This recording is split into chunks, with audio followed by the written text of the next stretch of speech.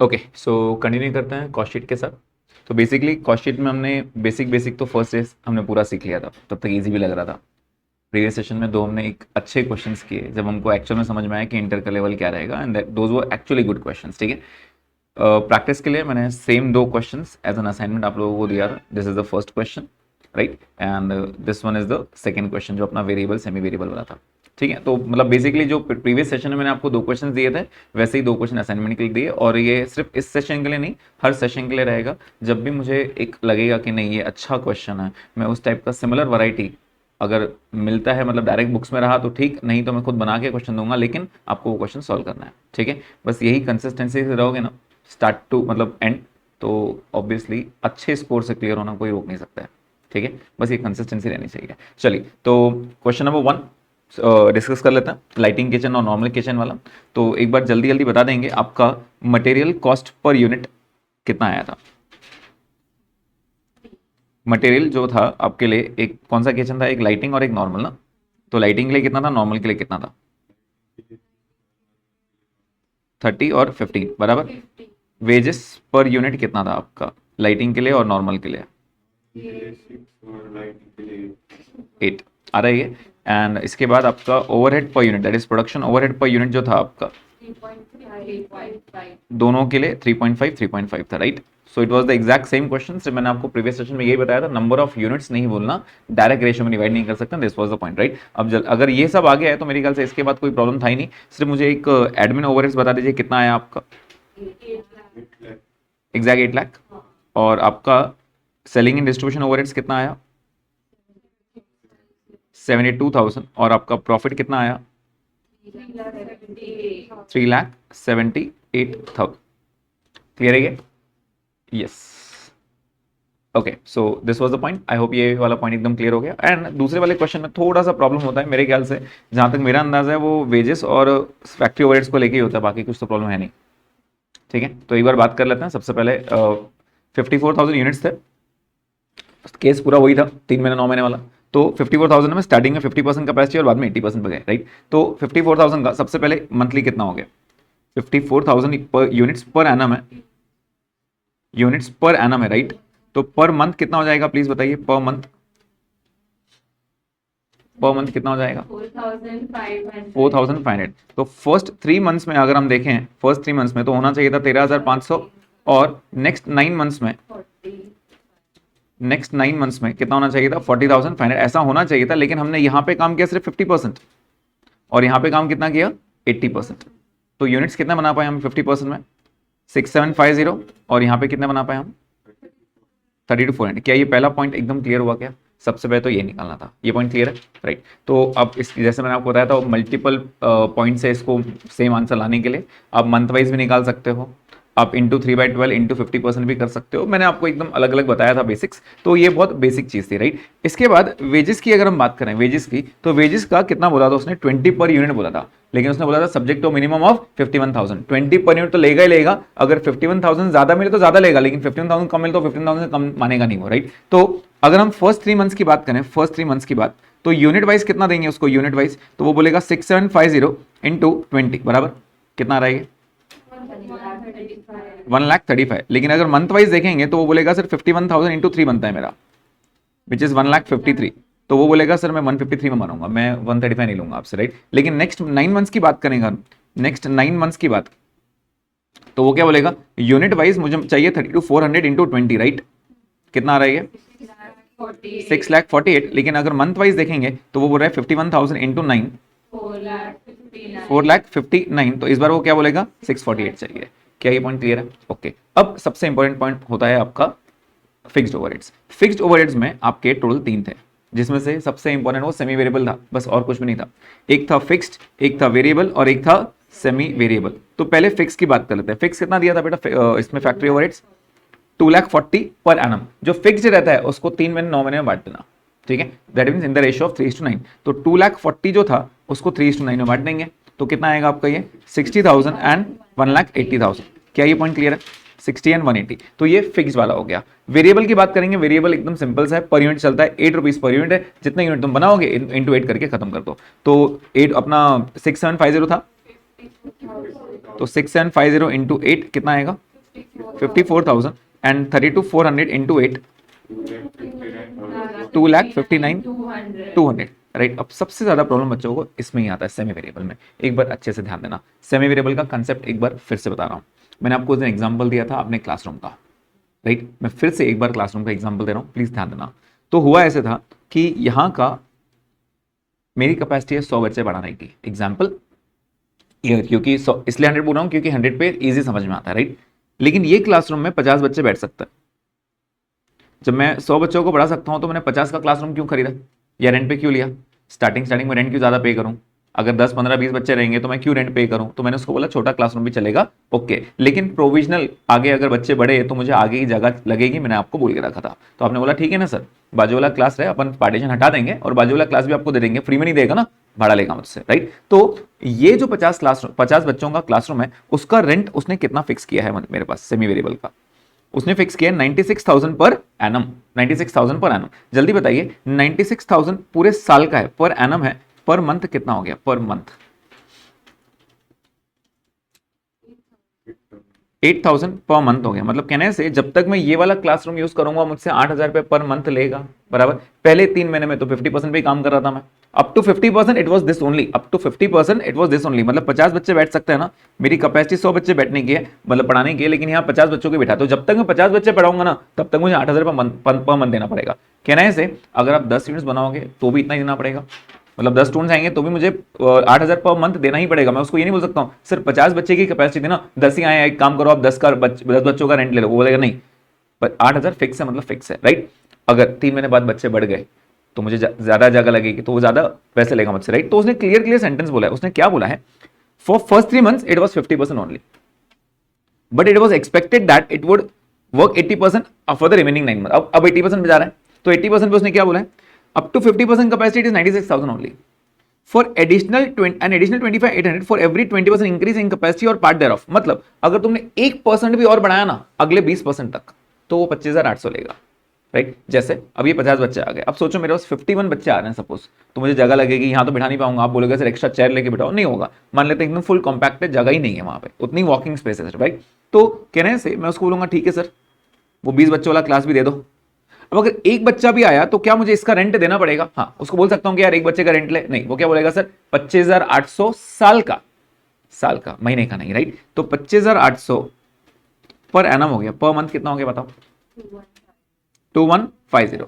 लेकिन अब मैं ये जो आया कहने से यहाँ 20 बच्चे बैठ सकता है, लेकिन मुझे तो 80 पे काम करना है, ये 70 हो गया। मैंने कहा सर और एक लगेगा, तो वो और एक का बोलेगा ठीक है ना और एक ले लो, वापस से 20 की कैपेसिटी। मैं बोलूंगा नहीं मेरे को 80 चाहिए, बोलेगा कुछ फर्क नहीं पड़ता है, 71 हुआ ना तो वो लगेगा ही लगेगा, राइट। तो 25,800 फिर से बढ़ जाएगा, मतलब कहने से 2150 फिर से बढ़ जाएगा।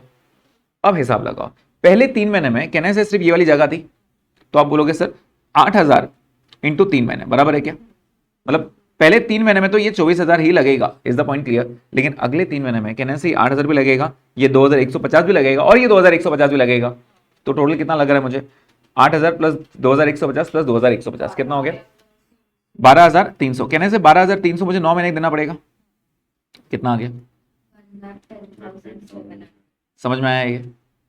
पक्का समझ में आया क्या? यस। अब ये मैंने मंथ वाइज करके बताया, अगर आपको ऑप्शनल तरीका करना है तो मैंने आपको वो भी बताया था। पहले आप 96,000 पे करते थे, तो 96,000 में 3 महीने का कितना होगा इंटू 3/12, ये आएगा 24,000, आ रहा है क्या ये? राइट। उसके बाद आपने 96,000 पे किया प्लस 25,800 पे किया प्लस 25,800 पे किया, बराबर। लेकिन ये पूरे साल भर का है, 9 महीने का कितना, तो इंटू 9/12 ऐसा करोगे तो भी चलेगा। ऑप्शनल तरीके बहुत सारे हैं, अगेन आपने क्या फॉलो करना चाहिए, आप कुछ भी फॉलो कर सकते हो। पर मंथ करके ऐसा करना है तो भी चलेगा, अगर ऐसा करना है तो भी चलेगा। समझ में आया क्या? पक्का समझ में आया? बस यही तो पॉइंट इंपॉर्टेंट था, और कुछ नहीं इंपॉर्टेंट था, यही पॉइंट इंपॉर्टेंट था सबसे, राइट। क्या ये बराबर आया क्या सबका? पक्का, ओके। मेरे ख्याल से अगर ये हो गया तो इसके अंदर और कुछ बचता नहीं है। उसने क्या बोला, उसको कितना कमाना है पूरे साल भर में? 6,75,000 कमाना है। प्लीज बताइए पहले 3 महीने का प्रॉफिट कितना आ रहा है, फर्स्ट 3 मंथ्स का आपका प्रॉफिट कितना आ रहा है?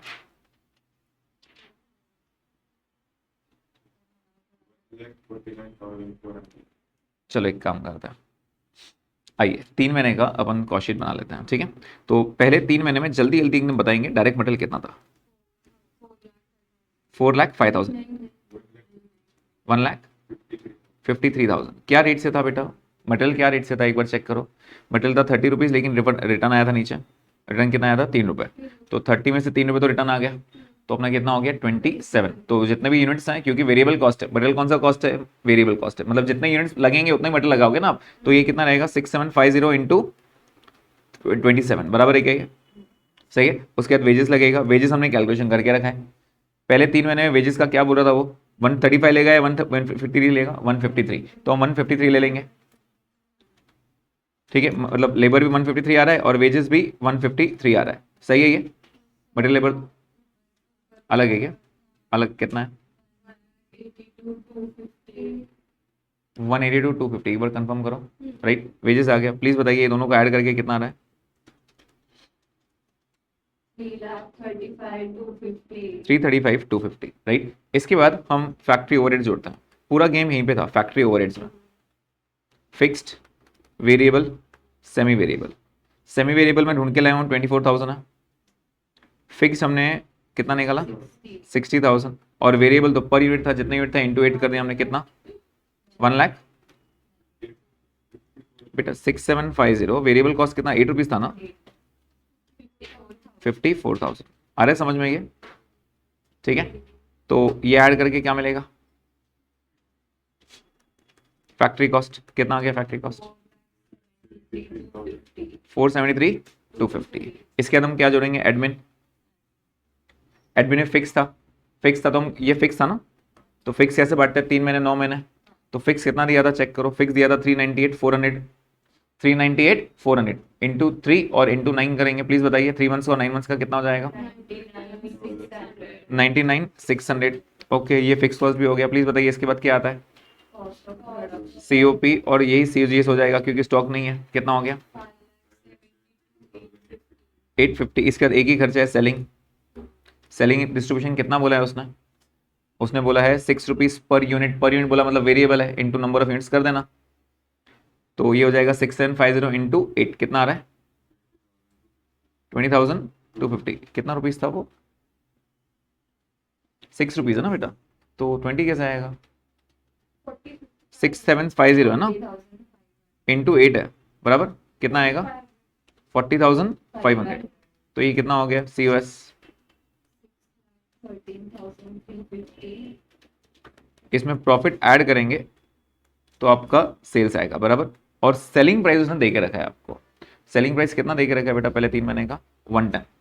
तो कितने यूनिट्स बेचे आपने? 6750 यूनिट्स बेचे, राइट। कितने यूनिट्स बेचे? 6750। तो 6750 into 110 will give you the answer as 7,42,500। तो क्या मैं प्रॉफिट अब निकाल सकता हूँ बेटा? कितना आ रहा है? 129,150। अब मेरी इच्छा थी 6,75,000 कमाने की, तो सीधी बात है बाकी का प्रॉफिट मुझे अगले 9 महीने में कवर करना पड़ेगा। समझ में आ रहा है क्या? बाकी का प्रॉफिट किस में कवर करेंगे? अगले 9 महीने में। प्लीज बताइए 675 पूरा करने के लिए 129 में कमा चुका हूँ, बाकी कितना बचा? 545, 850। क्या ये पॉइंट क्लियर है सबको? पॉइंट क्लियर है क्या सबको? यस। ओके, तो अब वापस ऊपर आता है। प्लीज बताइए क्या मटेरियल और वेजेस वेरिएबल कॉस्ट ही थे आपके लिए? यस। तो यहाँ पे अगले 9 महीने के लिए आप क्या करोगे? इसका आंसर कैसे निकालोगे? इसका आंसर निकालेंगे 32,400 था ना यूनिट्स, इंटू 27 करके, बराबर 874,800। वेजेस में निकाल चुका हूँ। वेजेस अगले 9 महीने का वो यूनिट वाइज ले रहा है या मंथ वाइज? यूनिट वाइज ले रहा है, क्योंकि अब 648 आ रहा है उसको, राइट, क्योंकि उसने मिनिमम बोला था। तो 648 ये हो गया। प्लीज बताइए टोटल प्राइम कॉस्ट कितना हो गया? 15,22,800। आ रहा है क्या सबका ये आंसर?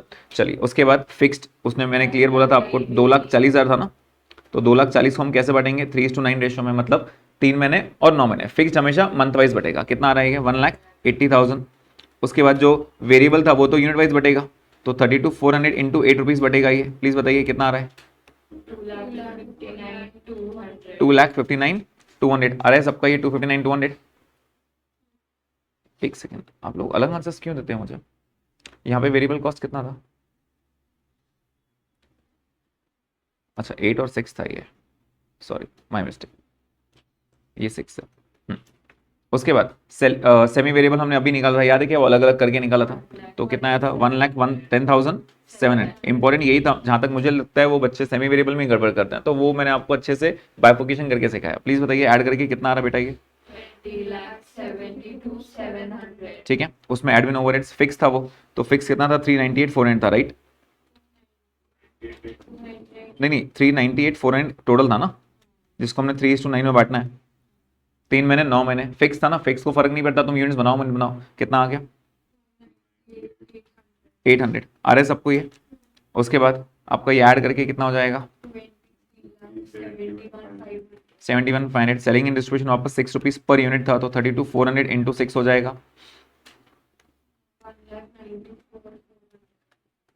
एंड ऐड करके 27,900। इसमें ये प्रॉफिट जोड़ेंगे 545 का, तो आपका सेल आ जाएगा 50,750 आ रहा है। तो आपका सेलिंग प्राइस सेट करने के लिए इट विल बी 50,73,750। क्या हो रहा है? हाँ बिल्कुल गलत हो गया। 25,65,900. एक मिनट, 25,900 इसमें हमने प्रॉफिट कितना जोड़ा था? 5,45,850, राइट?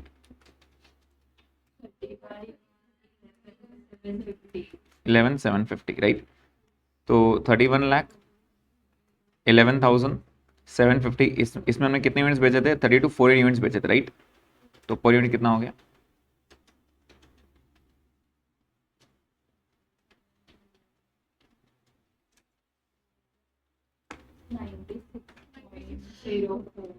96.04। कितने में बेचना चाहिए आपने? समझ में आया? तो मैं देख रहा हूँ कहीं ना कहीं सबने मिस्टेक किया है, सबने मिस्टेक किया है, बराबर। ऐसे ही क्वेश्चन फिर से दूंगा, और मेरे ख्याल से ये लाइटिंग वाला केस, ये फर्स्ट वाला एकदम सबको अच्छे से समझ में आ गया है, ठीक है? यस। सेकंड वाले में अभी प्रॉब्लम क्रिएट हुआ आपका, थोड़ा थोड़ा प्रॉब्लम आया, फिर से करेंगे। तो एक क्वेश्चन और दूंगा आज, फिर से करना, फिर से कल डिस्कस करेंगे, ठीक है? सी मैं कितनी बार भी समझाऊं, जब तक आप सेल्फ प्रैक्टिस नहीं करोगे तब तक नहीं आएगा। तो इसलिए मैं आपको एक बार फिर से बता रहा हूँ, वेजेस वाला पॉइंट समझ में आएगा सबको, सब्जेक्ट टू मिनिमम। ये फिक्स्ड ओवरहेड्स कैसे बढ़ते हैं? फिक्स्ड वाले महीने के वाइज, वेरिएबल यूनिट वाइज, यही तो डिफरेंस था। इसलिए मैंने आपको बताया था ये जो क्वेश्चन है ये आपका चैलेंज करेगा आपको, फिक्स्ड और वेरिएबल कितने अच्छे समझ में आता है। फिक्स जाना, तुम कितने भी यूनिट बनाओ, मेरे को क्या लेना देना है भाई।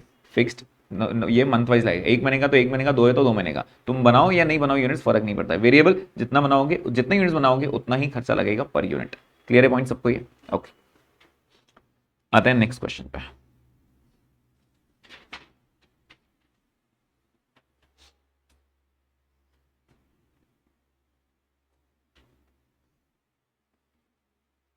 अपना 8 और 10 हो गया, राइट?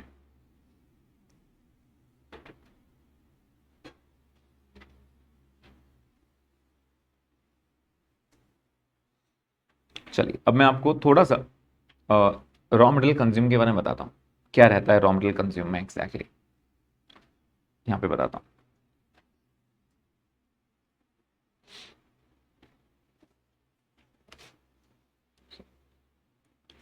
यस, ओवर हियर, ध्यान देंगे सब। सो बेसिकली रॉ मटेरियल जब हम निकालते हैं कंजम्पशन, तो अब तक हमने कंज्यूम में क्या क्या किया था? Opening, add, purchase, less closing. Ideally ये तीन ही चीजें करते हैं, राइट? लेकिन सिर्फ वो तीन चीजें नहीं आती बेटा, और भी चीजें आती हैं। तो चीजें क्या रहती है वो आपको समझना है। सबसे पहले आप रॉ मटेरियल परचेस करते हो, बराबर?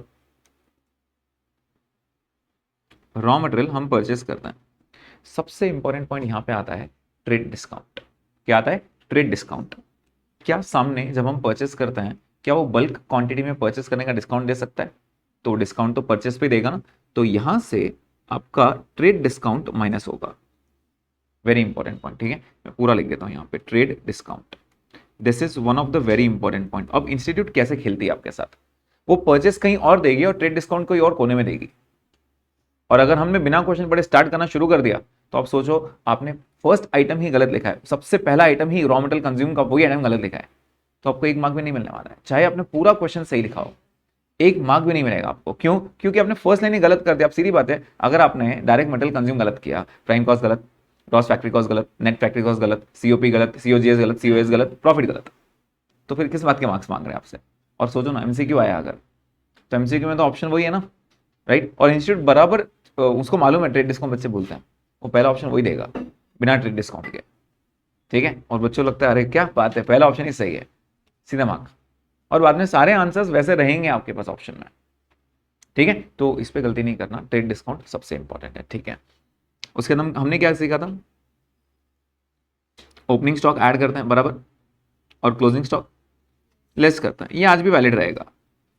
लेकिन अब मैं आपसे चीजें पूछ रहा हूँ, प्लीज ध्यान से देना। ये पेन का मैंने कुछ एक लेग से रिफिल खरीदा, रिफिल खरीदा, आने के लिए 2 रुपये भाड़ा लगा, तो क्या वो भी इसका कॉस्ट है? तो वो ऐड करना पड़ेगा। तो उसको हम बोलते हैं फ्रेट या फिर कैरेज, जिसको आइडियली हम नाम देते हैं फ्रेट इनवर्ड। भाड़ा लगेगा ना, तो भाड़ा भी तो कॉस्ट है ना मटेरियल का, राइट। तो अगर बाय चांस कहीं पर भी फ्रेट इनवर्ड कैरेज इनवर्ड रहा तो वो मटेरियल पे ही रहेगा, क्योंकि मैं फिनिश गुड थोड़ी परचेस करने वाला हूं, फिनिश गुड तो मैं बनाने वाला हूं। इसका रॉ मटेरियल परचेस करने के लिए जो भाड़ा लगा था वो रॉ मटेरियल का खर्चा है, तो रॉ मटेरियल कंजम्पशन में जाना चाहिए। Is the point clear? पक्का समझ में आ रहा है? अच्छा, add non refundable taxes, non refundable taxes. अब ये क्या रहता है नॉन रिफंडेबल टैक्सेस? जैसे कोई भी कस्टम्स वगैरह लग गया जो मुझे मेरी जेब से पे करना है, रिफंड नहीं आएगा, जीएसटी ऐड करना है या नहीं करना? जीएसटी ऐड करना है या नहीं करना? जीएसटी, जीएसटी का फंडा पता है क्या सबको? जीएसटी का फंडा पता है? बोलो बेटा। GST, goods and service tax. Goods and service tax में, अच्छा सुनो मेरी बात, सुनो मेरी बात। सामने वाले ना ऐसा एक बिल भेजा मुझे, ये मैंने उससे रॉ मटेरियल परचेस किया होगा, दिल्ली से परचेस किया था मैंने रॉ मटेरियल, ठीक है। तो लेट्स से मैंने प्लास्टिक परचेस किया, 10,000 kg परचेस किया, ठीक है, 10,000 kg। उसने रेट लगाया लेट्स से 50 रुपीज़, कितना हो गया? 5 लाख, राइट। उसने इस पर जीएसटी जोड़ दिया, जीएसटी एट द रेट 18%। मुझे नहीं मालूम प्लास्टिक के भी कितना है, मैं टैक्स नहीं पढ़ा रहा हूँ यहाँ पे, नहीं तो बोलोगे सर ये 5% वाला था, 18%। प्लीज़ बताइए 18% कितना था? 90,000। तो सामने वाले ने बिल भेज दिया 5,90,000 का, राइट। मेरा आपसे सवाल है, मैं परचेस की वैल्यू कितनी पकड़ूं, 5 लाख या 590? खरीदा है ना मैंने, हाँ। तो मैंने उसको 590 पे किया, मैंने 590 दूंगा ना। सपोज मैंने आपसे खरीदा तो आप क्या बोलोगे, सर मेरे को 590 पे करो, मेरी जेब से 590 गया, राइट। मैं पूछ रहा हूँ मेरे लिए वो कितने में पड़ा, 5 लाख में या 590 में? तो वो डिपेंड करता है जीएसटी कैसा है, ठीक है। अब मैं जीएसटी का फंडा समझाता हूँ आपको। मेरे ख्याल से जीएसटी का कंसेप्ट अब तक सबको इतना पता नहीं है। मैं एक बार जीएसटी का वापस से, जो 11th स्टैंडर्ड में बच्चों को पढ़ाता हूँ ना, मैं पहले वो पढ़ाऊंगा, ठीक है। जीएसटी क्या रहता है बेसिकली, जीएसटी क्या रहता है? तो एक होता है जीएसटी का, सी कंसेप्ट बहुत सिंपल सा है। आपको पता है जीएसटी पे कौन करता है? कंज्यूमर पे करता है, दुकानदार कभी पे नहीं करता है। तो आप बोलोगे नहीं सर हमने तो कभी पे नहीं किया आज तक, ये आप ही कंज्यूमर है ना। ये डायरेक्ट टैक्स नहीं होता है, इनडायरेक्ट टैक्स होता है। इनडायरेक्ट टैक्स वो होता है जो अपने को फर्क ही नहीं पड़ता है। डायरेक्ट टैक्स ऐसा है जो ऐसे सुई चुभती है ना, वैसे पिंच होता है अपने को। क्यों बताया क्या? अगर आपने साल में 20 लाख कमाया और सरकार बोलेगी, गवर्नमेंट बोलेगी सर 5 लाख हमको दो, तो ऐसे चुभेगा ना सर, 5 लाख रुपए देने पड़ेंगे, 20 लाख कमाया मैंने, 5 लाख तो वो लेके जा रहा है, चुभेगा, बहुत चुभेगा। लेकिन अब मैं आपको बोलूँ एक काम करो, नीचे वो 100 रुपए का कैडबरी खरीद के आओ, आपको मालूम ही नहीं पड़ा, आपने 10 रुपए टैक्स दिया उसके अंदर। एग्जाम्पल दे रहा हूँ, 10 रुपए, क्या फर्क सर, 10 रुपए तो है, क्या फर्क पड़ रहा है, हमको क्या फर्क हुआ, हमको कैडबरी चाहिए। आपको फर्क पड़ा टैक्स पे, आपने पे किया नहीं। तो अल्टीमेटली मैं इसकी बात कर रहा हूं। तो इनडायरेक्ट टैक्स हमको मालूम ही नहीं पड़ता। आप मूवी देखने जाते हो, पॉपकॉर्न लेते हो, कहीं भी बाहर जाते हो, कहीं होटल में जाते हो, सब जीएसटी लगाते हैं। क्या फर्क पड़ रहा है? कुछ फर्क ही नहीं पड़ता हमको। क्यों? वो आप जो है वो पे कर रहे हो अल्टीमेटली, मतलब कंज्यूमर इज पेइंग। तो फिर आप बोलोगे सर फिर जीएसटी पे इतना हल्ला क्यों मचाते हैं जब हमको पे करना है? तो प्रॉब्लम बताता हूं। आपने मुझे जीएसटी दिया, मतलब मान लेते हैं मेरा होटल है, आप सब लोग मेरे होटल में खाना खाते हो, जीएसटी लेता हूं मैं आपसे, ठीक है। आपसे मतलब आपका बिल था मान लेते हैं 2,000 रुपये, 2,000 रुपये एक अंदाजा बता रहा हूं, 2,000 में आपने मेरे को 100 रुपये जीएसटी दिया, आपको 100 से फर्क भी नहीं पड़ा। ऐसे 2-2 वाला ना, मेरे पास 1 लाख कस्टमर्स थे, तो मैंने 1 लाख कस्टमर से 100 रुपये लिया, एग्जाम्पल दे रहा हूँ। तो कितना कलेक्ट हो गया? 100 लैक्स। क्या? नहीं नहीं, मैं आपको बोल रहा हूँ हर कस्टमर से मैंने 100 रुपये लिया, और मेरे पास 1 लाख कस्टमर्स थे पूरे वो होटल में। ऐसे बता रहा हूँ, मेरे पास 1 लाख कस्टमर आते हैं, 2-2 हजार का सब बिल बनाते हैं। एग्जाम्पल दे रहा हूँ, एक रफ एग्जाम्पल। सोचो कितना आ गया? 100 लैक्स। बेसिकली मैंने नहीं, मैंने सबसे वसूला है, बस ये मेरे को एक साथ 100 लाख रुपए देना जान पे आता है। ये प्रॉब्लम है, यहाँ क्रिएट होता है ब्लैक मनी। बोलते हैं नहीं सर हमने इतना सेल ही नहीं किया था, फिर छुपाता है। समझ में आया? क्योंकि अल्टीमेटली देखो, मैं मेरी जेब से पे नहीं कर रहा हूँ, मैंने तो आप लोगों से लिया है ना, 100 रुपये इससे भी लिया, उससे भी लिया, उससे भी लिया, उससे भी लिया, उससे भी लिया, सबसे 100 रुपये ले रहा हूँ मैं। बस एक साथ देना जान पे आता है मेरे को, ये प्रॉब्लम होती है, इसमें जीएसटी में प्रॉब्लम आता है, इसलिए लोग चुपाते हैं, नहीं नहीं सर हमने इतना सेल किया ही नहीं, 1 लाख कस्टमर का है मेरे पास तो 10,000 कस्टमर है, क्योंकि अल्टीमेटली मैं मेरी जेब से नहीं दे रहा हूं, मैं आपसे लेके गवर्नमेंट को दे रहा हूं, basically I am the mediator, मैं इनडायरेक्टली आप पे कर रहा हूं, मैं नहीं पे कर रहा हूं, राइट। बस एक साथ देना जान पे। सर 100 लाख रुपए, 100 रुपए जब ले रहा था तब फर्क नहीं पड़ा था, जब 100 लाख हो गया ना तब फर्क पड़ा। समझ में आ रहा है, जब अमाउंट बड़ा हो जाता है तो ऑब्वियसली फर्क पड़ता है। Is the point clear? So basically it is not the shopkeeper या businessman who pays GST, it is the consumer who pays GST, right. तो मैं आपको ये बोल रहा हूँ अल्टीमेटली क्या हुआ, मैं मेरे एकदम अच्छे से समझ लो पहले जीएसटी का पॉइंट। होता क्या है, जैसे मैंने आपको अभी बताया, मैंने 5 लाख का रॉ मटेरियल लिया, कितना जीएसटी पे किया? 9,000। लेट्स से मैंने फैक्ट्री वाले से डायरेक्ट परचेस किया, डायरेक्ट परचेस 5 लाख का लिया, उसने मेरे से जीएसटी लगाया कितना, मैंने उसको कितना पे किया? 590। ठीक है, 590 पे किया। अब मैंने क्या किया पता है क्या, मैंने वो पेन बना लिया, ठीक है, मटेरियल लगाया, लेबर भी लगाया, ओवरहेड्स लगे, सब हो गया, राइट। तो मेरा पेन का कॉस्ट हो गया लेट्स से 13 लाख रुपए। सिर्फ मटेरियल नहीं लगाया ना, उस पर लेबर भी लगाए, खर्चे भी लगे, रेंट वगैरह, सुपरवाइजर की सैलरी वगैरह, सब 13 लाख में पेन बन चुके हैं, 13 लाख में। अब मैंने पूरा पेन उठा के आपको बेच दिया, पूरा पेन उठा के बेच दिया, सीधी बात है, प्रॉफिट बेचूंगा ना, नुकसान भी नहीं बेचूंगा। तो मैंने सोचा सर 13 लाख या 2 लाख मेरे को भी कमाना है, कितने बेचूंगा? 15 लाख में। कितने बेचूंगा? 15 लाख रुपए में, और इस पे जीएसटी भी लगाऊंगा आपसे 18%। प्लीज बताइए 15 लाख पे 18% कितना रहेगा? 2,70,000। तो मैंने आपको बेचा 17,70,000 में। समझ में आया? प्लीज बताइए आपने मुझे कितना जीएसटी पे किया? 270। ये मैं रखूंगा कि मेरे पास? नहीं, मैं तो गवर्नमेंट को देने जाऊंगा। जब मैं गवर्नमेंट को देने जा रहा था ना, मैंने उसको बोला सर 90,000 मैं आपको ऑलरेडी पहुंचा चुका हूं फैक्ट्री वाले के थ्रू, मैंने पे किया था फैक्ट्री वाले को। मतलब अगर हम मान लेते हैं मैन्युफैक्चरर, या फिर फैक्ट्री नहीं है, छोड़ दो, ये मैंने प्लास्टिक खरीदा था, हम मैन्युफैक्चरर थे, तो मैं 270 आपसे कलेक्ट कर रहा हूं, गवर्नमेंट को 270 नहीं दूंगा मैं उसको बोलूंगा सर 90 तो मैं आपको ऑलरेडी दे चुका हूं किसी और से परचेस करके, मैंने उसको दिया था, उसने आपको दिया होगा 90, मतलब गवर्नमेंट को कितना मिला? 90। मैं बोलूंगा सर मेरे से 180 ले लो, 270 में से 90 में आपको ऑलरेडी पे कर चुका हूं, 180 में से ले लो। टोटल गवर्नमेंट को कितना मिला? 270। टोटल गवर्नमेंट को कितना मिला? 270। मेरे जेब से कितना गया? मैंने अभी पहले पे किया था 90 और अभी पे किया 180। मेरे जेब से कितना गया? 270। और आपसे मैंने कितना लिया? 270। मेरे जेब से कितना गया फिर? 0। कितना गया? 0। मतलब मैंने पे किया नहीं, that means it is not my cost. तो मेरे कॉस्ट नहीं तो मेरे कॉस्ट में ऐड कैसे करूंगा मैं? समझ में आया? मेरा कॉस्ट नहीं तो मेरे कॉस्ट में ऐड कैसे करूं? तो यहां पे मैंने क्या लिखा? नॉन रिफंडेबल टैक्सेस, जो मुझे रिफंड नहीं मिलने वाले हैं। कहने से ये तो मुझे रिफंड ही आ रहा है ना, 90,000 मैंने पे किया, लेकिन गवर्नमेंट बोलती है सर ये आपका पैसा जमा है, जब आप आगे का पैसा भरोगे ना 90,000 माइनस करके दे देंगे। हमने कहा ओके सर, मेरे को कोई प्रॉब्लम नहीं है, ये 90 अब भी लेना, 180 बाद में लेना, मतलब मैं आपको 270 पे कर रहा हूं। 90 मैंने इनडायरेक्टली पहुंचा के दिया आपको, 270 में डायरेक्ट आपको गवर्नमेंट को दूंगा, मतलब सॉरी 180 दूंगा, 270 मैंने पहुंचा दिया, और 270 मैंने कस्टमर से वसूल लिया। मेरे जब तो एक पैसा गया नहीं, जब एक पैसा ही नहीं गया, जब कॉस्ट ही नहीं लग रहा है, तो अपने कॉस्ट में क्यों ऐड कर रहे हो? समझ में आ रहा है क्या? लेकिन इसमें पॉइंट रहता है, पॉइंट ऐसा रहता है कि you are unregistered dealer.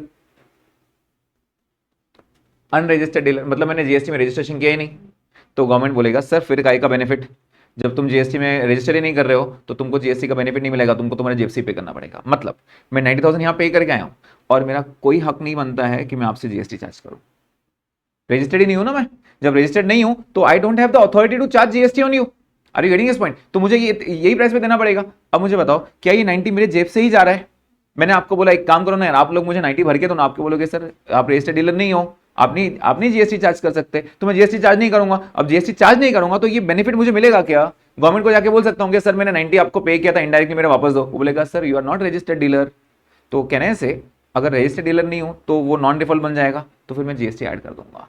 Are you getting this point? क्या ही पॉइंट समझ में आ रहा है? अच्छा, दूसरा एक होता है कॉम्पोजिट डीलर। अब अगेन जब आप जीएसटी पढ़ोगे ना तो आपको समझेगा कॉम्पोजिट डीलर क्या होता है, ये बता देता हूं क्योंकि ये वर्ड्स बार बार यूज होते हैं कॉस्टिंग में भी। Now what is a composite dealer? Composite dealer का मतलब होता है एक ऐसा डीलर जो जीएसटी की झमेले में पढ़ना ही नहीं चाहता है। वो बोलता है सर एक काम करो ना, इतना पेपर वर्क, इतना बिल संभाल के रखना, ये सब कुछ इतना नहीं होता है हमसे भाई, इतनी मेहनत नहीं होती है, बार बार वो पूरे बिल पंच करो, संभाल के रखो, फिर उसको सीए को दो, हर महीने जीएसटी रिटर्न फाइल करो, इतना कॉम्प्लिकेशन है, हमसे खुद से होता नहीं है, फिर सीए की फीस अलग पे करो, इतना नहीं होता है हमसे, हमको आज़ाद करो इससे। तो उसने बोला सर ठीक है, हमने आज़ादी दी, एक काम करो तुम्हारा सेल कितना हुआ? 15 लाख, हमको 1% दे देना 15 लाख का, खत्म, चार्ज मत करो, तुम कस्टमर से चार्ज मत करो, तुमको इतनी मेहनत नहीं करनी है ना। 15 लाख का 1%, 1% कितना होता है प्लीज बताइए? 15 लाख का 15,000, 15,000 गवर्नमेंट को पे कर दो, हम एक शब्द नहीं बोलेंगे तुमको, खत्म हो गई बात। अब मुझे बताओ, ये 15,000 मैंने पे किया बराबर, और ये 90,000 मैंने पे किया, मतलब मैंने 1,05,000 पे किया, मेरे को एक भी पैसे का बेनिफिट मिला क्या? नहीं। मैं गवर्नमेंट को बोल रहा हूँ सर मैं 90 पहुंचा के दिया, मेरे को वापस तो बोलता नहीं आप कॉम्पोजिट डीलर हो, कोई बेनिफिट नहीं मिलेगा। अच्छा मैंने बोला सर 1% मैं 15,000 ले रहा हूँ, कस्टमर से लूँ, बोलता नहीं तुम कस्टमर को चार्ज नहीं कर सकते हो, तुमको झोल झमेले में नहीं पड़ना था ना, तो हमने आजाद कर दिया। जितना भी सेल हो रहा है 1 टका भरो, हमको हम रिकॉर्ड ही नहीं पूछेंगे आपसे, बात खत्म। तुम्हारा जितना सेल हो रहा है ईमानदारी से 1 टका भरो, जिस दिन हमको लगा तुम ईमानदार नहीं हो, हम आके बैठ जाएंगे आपके पास, ठीक है? फिर अपन बैठ के आराम से हिसाब करेंगे, हाँ भाई कितना सेल हुआ बताओ, ऐसा। समझ में आया? तो ultimately this is the point. तो कैन आई से नॉन रिफंडेबल टैक्सेस में अगर जीएसटी आता है तो जीएसटी जब तक वो कुछ बोलेंगे नहीं, हम बोलेंगे सर जीएसटी का तो बेनिफिट हम लेने वाला है, हम रजिस्टर्ड डीलर हैं, ईमानदारी से टैक्स भरता है, हम पूरा बेनिफिट लेंगे, तो हम जीएसटी कभी ऐड नहीं करेंगे। लेकिन अगर सामने वाले ने बोल दिया कि नहीं नहीं ये अनरजिस्टर्ड डीलर है या कॉम्पोजिट डीलर है, फिर तो मेरे जेब से डालना पड़ेगा, तो मैं यहाँ पे ऐड कर दूंगा क्योंकि मेरा कॉस्ट है। Is the point clear? अब ये जो पॉइंट मैंने सिखाया ना, बेसिकली ये मटेरियल कॉस्टिंग जब हम पढ़ेंगे ना चैप्टर मटेरियल कॉस्टिंग, उसके अंदर आता है, बट वो पॉइंट मैंने आपको अभी सिखा दिया। क्या ये लॉजिक सबको क्लियर है? तो नॉन रिफंडेबल टैक्सेस में मैं यहाँ पे ना नॉन रिफंडेबल टैक्स भी लिखता हूँ और ऐड जीएसटी भी लिखता हूँ। जीएसटी कैसे रहेगा? दो चीजों में रहेगा, इफ अनरजिस्टर्ड डीलर और वी आर कॉम्पोजिट डीलर। मतलब ये हमारी बात चालू है, हाँ? अगर हम अनरजिस्टर्ड डीलर हैं, अगर हमने जीएसटी में रजिस्टर ही नहीं किया है, या फिर हम कॉम्पोजिट डीलर हैं, तो हमको जीएसटी का बेनिफिट नहीं मिलता है, फिर हमको जीएसटी अपनी जेब से डालना पड़ता है। जो जेब से डालना पड़ेगा ना वो अपना खर्चा है। Is the point clear to everyone? क्या ये पॉइंट सबको समझ में आया? अच्छा, हम माल खरीद सकते हैं तो क्या माल रिटर्न भी भेज सकते हैं क्या? हम माल खरीद सकते हैं तो क्या माल रिटर्न भी भेज सकते हैं? रिटर्न भेज सकते हैं, यस। तो रिटर्न अगर भेजना है तो परचेज रिटर्न माइनस भी तो होगा ना यहाँ से। अगर बाई चांस उसने नीचे दे दिया परचेज रिटर्न, तो परचेज रिटर्न क्या करोगे? जो खरीदा था वही वापस दोगे। क्या खरीदा था? रॉ मटेरियल खरीदा था, वही वापस दोगे। जब खरीदा हुआ ऐड कर रहे हो तो वापस दिया हुआ माइनस भी तो करोगे ना। तो परचेज रिटर्न आया अगर, तो यहां से माइनस होगा। क्या ये पॉइंट क्लियर है? और एक लास्ट चीज जो अपन ने पिछले क्वेश्चन में कर ली already, that is sale of scrap. That is sale of scrap. क्या ये पॉइंट समझ में आ रहा है? एंड फाइनली जाके ये जो रहेगा ये आपका बनेगा रॉ मटेरियल कंज्यूम्ड। अब देखो एक ही क्वेश्चन में सारे पॉइंट आएंगे ऐसा नहीं है, लेकिन इसमें से कभी एक पॉइंट कभी दो पॉइंट कोई ना कोई क्वेश्चन में मिक्स होकर आएगा। क्या ये पॉइंट सबको समझ में आया? अगेन सबसे स्टार मार्क पॉइंट है वो ट्रेड डिस्काउंट। सबसे star mark point trade discount है, प्लीज बोल रहा हूं, भूलना नहीं, क्योंकि अगर आपने एक मिस्टेक की आपका पूरा क्वेश्चन गलत होने वाला है वहां पे, ठीक है? Please copy this. सबको ये कॉन्सेप्ट समझ में आया क्या? अब तक हम 3 कॉन्सेप्ट खेल रहे थे, जैसे मैंने आपको बताया धीरे धीरे हम एडवांस लेवल पे आएंगे, फर्स्ट डे नहीं सीखते हैं ये सब, धीरे धीरे। अब वो एक मैप्स क्लियर हो गया क्या एक कि कैसे कॉस्ट शीट बनता है? मतलब मैं कोई भी आइटम दूं तो आप बोल पाओगे सर ये हाँ ये इसके बाद है, ये इसके पहले, राइट? उसके बाद जाके हम थोड़ा और डिटेलिंग सीखेंगे, ठीक है? So this is the first detail. जल्दी से कॉपी करेंगे सब।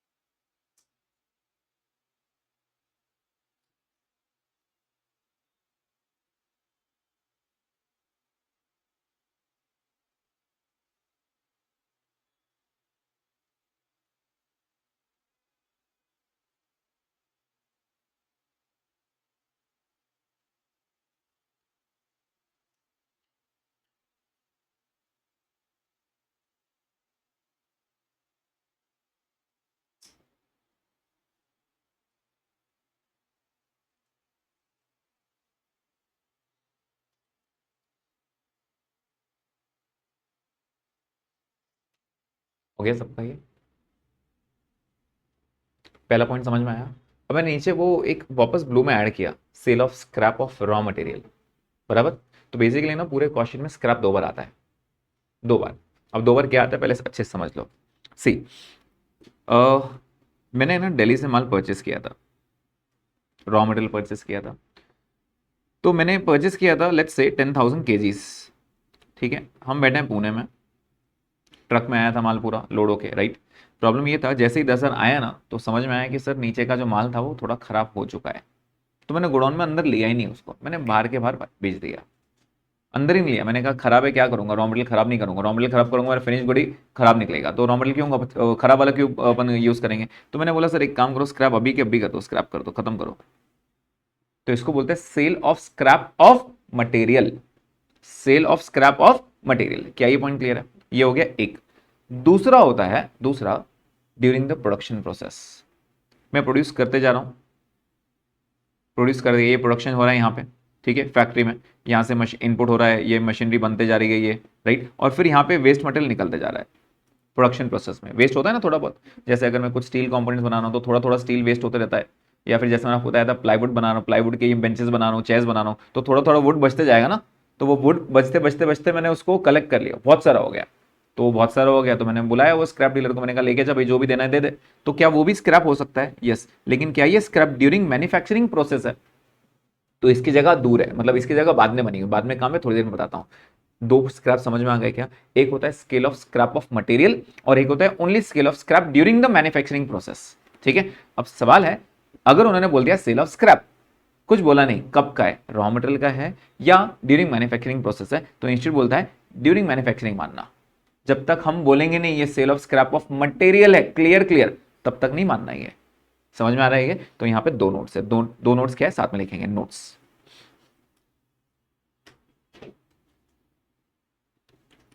इस पे ना 2 पॉइंट्स हैं। पहला पॉइंट वो बोलता है जीएसटी के ऊपर, पहला पॉइंट वो बोलता है जीएसटी के ऊपर, वो बोलता है if nothing is mention, if nothing is mention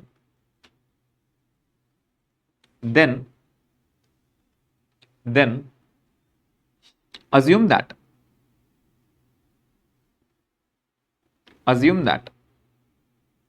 we are registered dealers, we are registered dealers and ITC is available.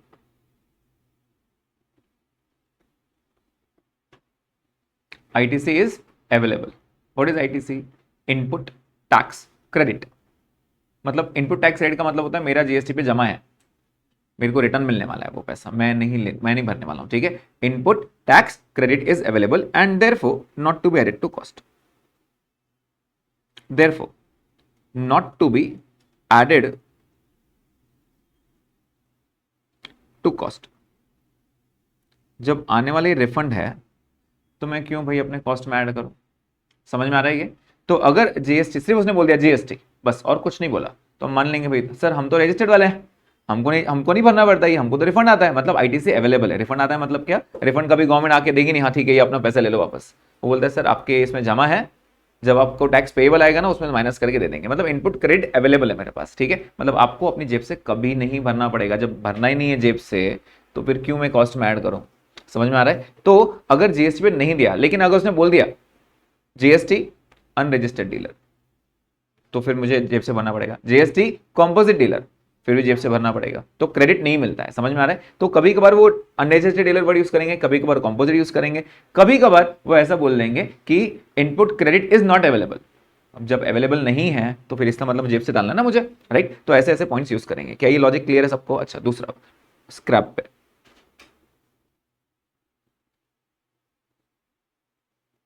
If nothing is given या mention, then assume that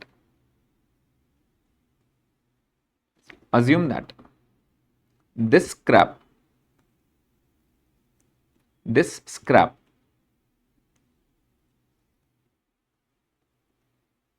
is during the manufacturing process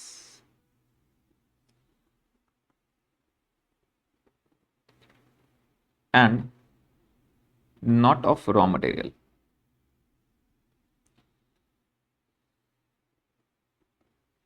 and not of raw material।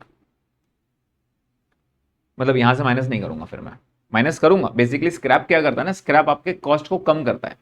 जो recovery from scrap रहती है, basically हम बोलते हैं sir कुछ तो return आ गया, मतलब मेरा खर्चा कम हो गया। फॉर एग्जाम्पल मैंने खरीदा था 1 लाख रुपए में, और इस पर और खर्चा लगे 30,000, कितना हो गया टोटल? 1,30,000। अब 1,30,000 में बन तो गया, प्रोडक्ट बन गया मेरा, 1,30,000 में बहुत सारे पेन्स बन गए, लेकिन कुछ वेस्ट मटेरियल था, मैंने बेच दिया, स्क्रैप कर दिया, उसने 5,000 दे दिया। मैंने कहा अच्छी बात है सर, मेरा 5,000 तो रिकवर हो गया, मतलब मेरे जेब से 1,25,000 से गया है, मेरा कॉस्ट 1,25,000 है। तो स्क्रैप क्या करता है, आपका कॉस्ट को कम करता है। Is the point clear? क्या ये दो नोट्स एकदम क्लियर हो गए? पक्का? ओके, अब आगे बात करते हैं।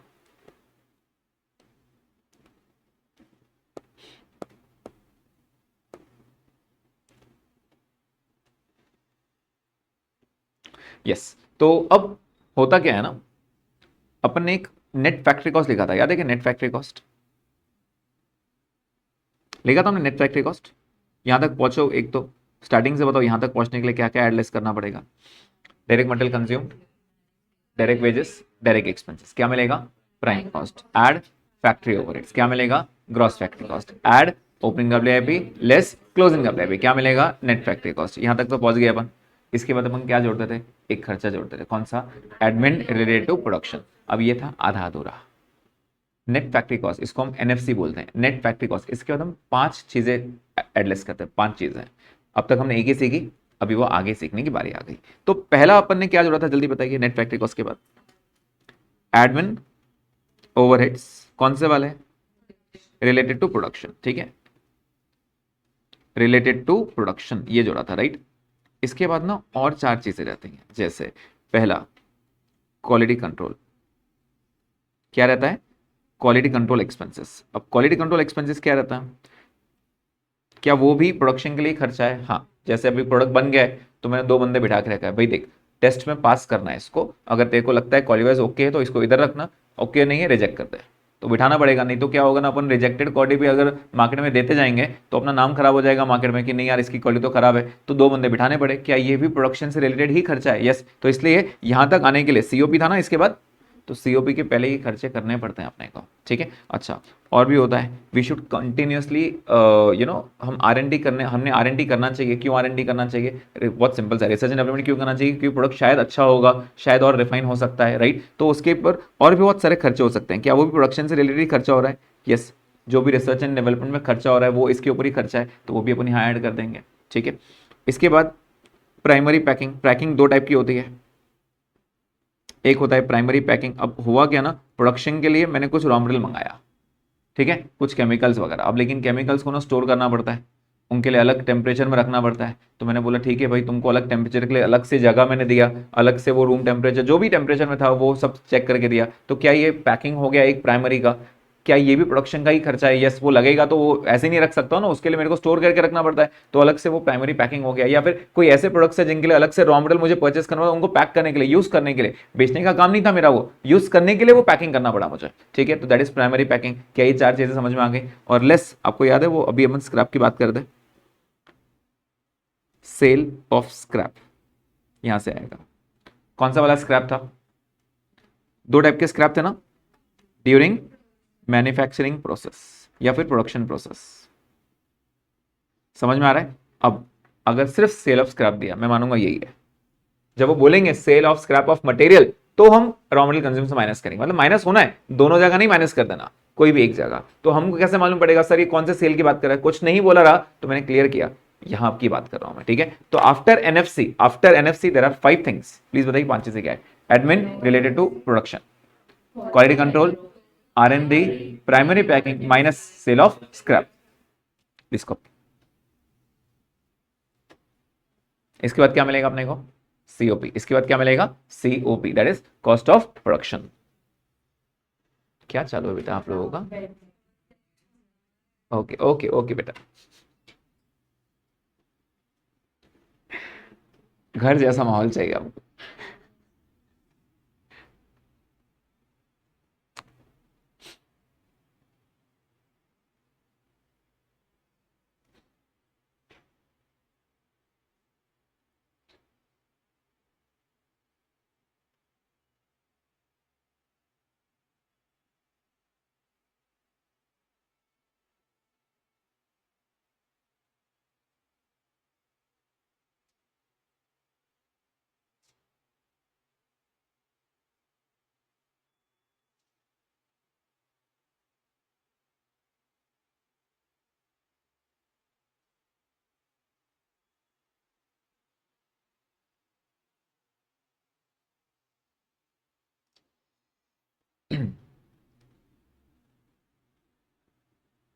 तो जब भी मैं पूछूंगा एनएफसी के बाद क्या क्या आता है तो आपने 5 चीजें बोलनी चाहिए, right? Admin related production, quality control, research and development, primary packing and less sale of scrap.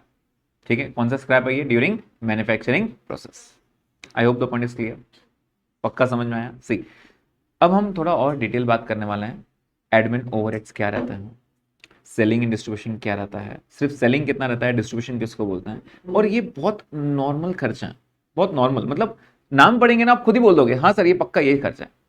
सिर्फ सबसे बड़ा प्रॉब्लम बच्चों को आता है, सर ये डायरेक्ट एक्सपेंसेस में आएगा या फैक्ट्री ओवरहेड्स में आएगा। इस पे थोड़ा सा पॉइंट, थोड़ा डिस्कशन रहता है, सर ये डायरेक्ट एक्सपेंस है या फैक्ट्री, सिर्फ इसमें ही बच्चों को प्रॉब्लम आता है।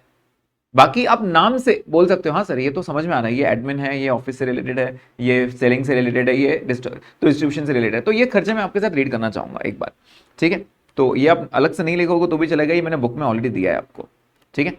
ये दिख रहा है expenses to be added after NFC. After NFC में क्या क्या आता है, अभी अपन ने क्या किया? Quality control, research development, primary packing, admin relative production. अब आज तक हमने सिर्फ रिलेटिव प्रोडक्शन बोला है, क्या क्या आता है रिलेटिव प्रोडक्शन, मालूम कैसे पड़ेगा? तो उसने खर्चे दिया है, admin expenses for factory work. देखो अब आप बोलोगे सर ये फैक्ट्री भी वर्ड दिया है तो ये फैक्ट्री और हो सकता है, नहीं, लेकिन उसने क्लियर नाम दिया है ना, क्या खर्चा है ये? एडमिन। अब एडमिन है, फैक्ट्री से रिलेटेड है, फैक्ट्री में तो प्रोडक्शन होता है ना, तो ये पक्का रिलेटिव प्रोडक्शन हो गया ना? समझ में आ रहा है? नाम देखते से आपको समझ में आना चाहिए कि कहां हिंट हो रहा है, क्योंकि अब वो ये नहीं देंगे, अब वो आपको ऐसे नाम देंगे, एडमिन एक्सपेंस और फैक्ट्री एक्सपेंसेस, फैक्ट्री वर्क। अब आप बोलोगे सर ये फैक्ट्री वर्क है तो फैक्ट्री का खर्चा है, तो सिर्फ फैक्ट्री पे नहीं जाना, आगे नाम क्या दिया है? एडमिन। मतलब ये एडमिन भी है, ऑफिस का खर्चा हो रहा है, लेकिन ये फैक्ट्री पर्पस के लिए, मतलब ये प्रोडक्शन से रिलेटेड हो रहा है, तो ये एडमिन रिलेटेड टू प्रोडक्शन हुआ। क्या ये पॉइंट क्लियर है? दूसरा, salary to the word is production control manager. अब प्रोडक्शन कंट्रोल करने के लिए एक मैनेजर रखा है मैंने, प्रोडक्शन देखने के लिए बराबर से काम चल रहा है नहीं चल रहा है, कहने से वो प्रोडक्शन से रिलेटेड ही खर्चा है, लेकिन मैनेजर है ना, मैनेजर तो ऑफिस वाला होता है, तो ये एडमिन है। समझ में आ रहा है? तो प्रोडक्शन मैनेजर को बोल के फैक्ट्री वर्ड्स में नहीं डाल देना, मैनेजर है, मैनेजर कभी भी फैक्ट्री वाला नहीं आएगा, it is always related to admin. समझ में आ रहा है? लेकिन अब कौन सा वाला है ये, तो उससे पूछेंगे तू कौन सा वाला मैनेजर है, तू सेल्स मैनेजर है क्या, तू जनरल मैनेजर है क्या, तू प्रोडक्शन मैनेजर है क्या? अलग अलग मैनेजर हो सकते हैं ना, तो ये प्रोडक्शन वाला निकला, तो ये एडमिन रिलेटेड प्रोडक्शन है। अगर ये बोलता, मान लेते हैं जनरल मैनेजर है या डायरेक्टर है, रेम्युनरेशन टू डायरेक्टर जो भी है, या फिर सैलरी टू अकाउंटेंट, कहने से अकाउंटेंट वाला वर्ड, ये तो ऑफिस के खर्चे हो रहे हैं, लेकिन अकाउंटेंट क्या फैक्ट्री में काम करता है क्या? नहीं, फिर ये अकाउंटेंट की जो सैलरी वगैरह हो गई वो एडमिन जनरल में आ जाएगा। क्या ये पॉइंट समझ में आ रहा है? आगे एक्सपेंसेस फॉर, आगे उसने क्लियर नाम दिया है, production planning, the word is planning. Planning वाला काम जो रहता है ना वो ऑफिस वाला रहता है, तो इसलिए इसको हम admin related to factory words में डालेंगे, that is admin overheads related to production डालेंगे। क्या ये पॉइंट सबको समझ में आया? राइट, तो ये 3 नाम आते हैं, कौन से? Admin expenses for factory work, salary to production control and expenses for production planning. क्या ये पॉइंट समझ में आया? ठीक है, आगे सेल ऑफ स्क्रैप तो मैंने बता दिया आपको। अच्छा, बाय प्रोडक्ट्स क्या रहता है बेटा? सुना है कभी बाय प्रोडक्ट? सुना तो है, क्या रहता है वो याद नहीं है, बाय प्रोडक्ट है, कोई बोल दो बाय प्रोडक्ट। बेसिकली एक ऐसा प्रोडक्ट जो हम बनाना नहीं चाहते थे, बना रहे कुछ और थे, लेकिन वो बनते बनते एक और प्रोडक्ट बन जाता है जिसका मार्केट में वैल्यू है, तो जो वैल्यू है तो मैं बेचूंगा ना उसको, कहने से ये बेच के भी कॉस्ट रिकवर हो रहा है, तो जब भी बाय प्रोडक्ट का सेल होगा मेरा कॉस्ट से माइनस करूंगा मैं। समझ में आ रहा है? तो वो सेल ऑफ स्क्रैप बोले या सेल ऑफ बाय प्रोडक्ट बोले, इट इज मेरे लिए सेम बात, मेरा कॉस्ट कम हो रहा है बेसिकली, ठीक है? क्योंकि ये प्रोडक्ट मैं बनाना नहीं चाहता था, बन गया। जैसे एग्जाम्पल दे रहा हूँ, जब हम क्रूड ऑयल लेते हैं तो डीजल, पेट्रोल, केरोसिन सब बनता है उससे, इसके बाद एक और प्रोडक्ट बनता है वैक्स, ठीक है? अब मेरा काम था पेट्रोल डीजल बनाना, वैक्स नहीं बन रहा है ना, तो मैं छोड़ूंगा थोड़ी, उसका कुछ तो रिकवरी आएगी ना, वैक्स भी बेच देंगे, तो दैट विल बी आइडियली, जब मैं क्रूड ऑयल परचेस करूंगा that was raw material for me, मैं पेट्रोल और डीजल बना रहा था तो crude oil was raw material for me, अब वैक्स बन गया तो मैं वैक्स का जो भी रिकवरी है माइनस कर दूंगा, कि मैंने क्रूड ऑयल मान लेते हैं 10 लाख का परचेस किया था, उसमें से जो भी रिकवरी है वैक्स की वो माइनस कर दूंगा, that was sale of by product. Is the point clear? Okay, आगे बढ़ता है। एडमिन ओवरहेड जनरल, नाम देखते से आप समझ जाओगे, ये नाम देखते से देखो, डेप्रिसिएशन है ऑफिस बिल्डिंग का, अगर ये फैक्ट्री बिल्डिंग का होता तो ये फैक्ट्री ओवरहेड्स हो जाता, ये कौन सा है? ऑफिस है, ठीक है? Fees to auditors, advisors, directors, ये सब ऑफिस में बैठता है ना, खर्चा है, तो ये, लेकिन ये फैक्ट्री का काम नहीं कर रहे हैं, ठीक है? तो ये कौन सा हो गया? Admin general. Salary to the word is general manager, ऊपर क्या था? एडमिन वाला, related to production manager, right. Repairs to vehicles used by directors, directors जो गाड़ी यूज कर रहे हैं उनका भी रिपेयर अपने को भर के देना पड़ेगा, वो भी मेरा डायरेक्टर है ना, तो डायरेक्टर तो एडमिन वाला है, तो इसलिए उसका खर्चा भी एडमिन में डाल दो, राइट।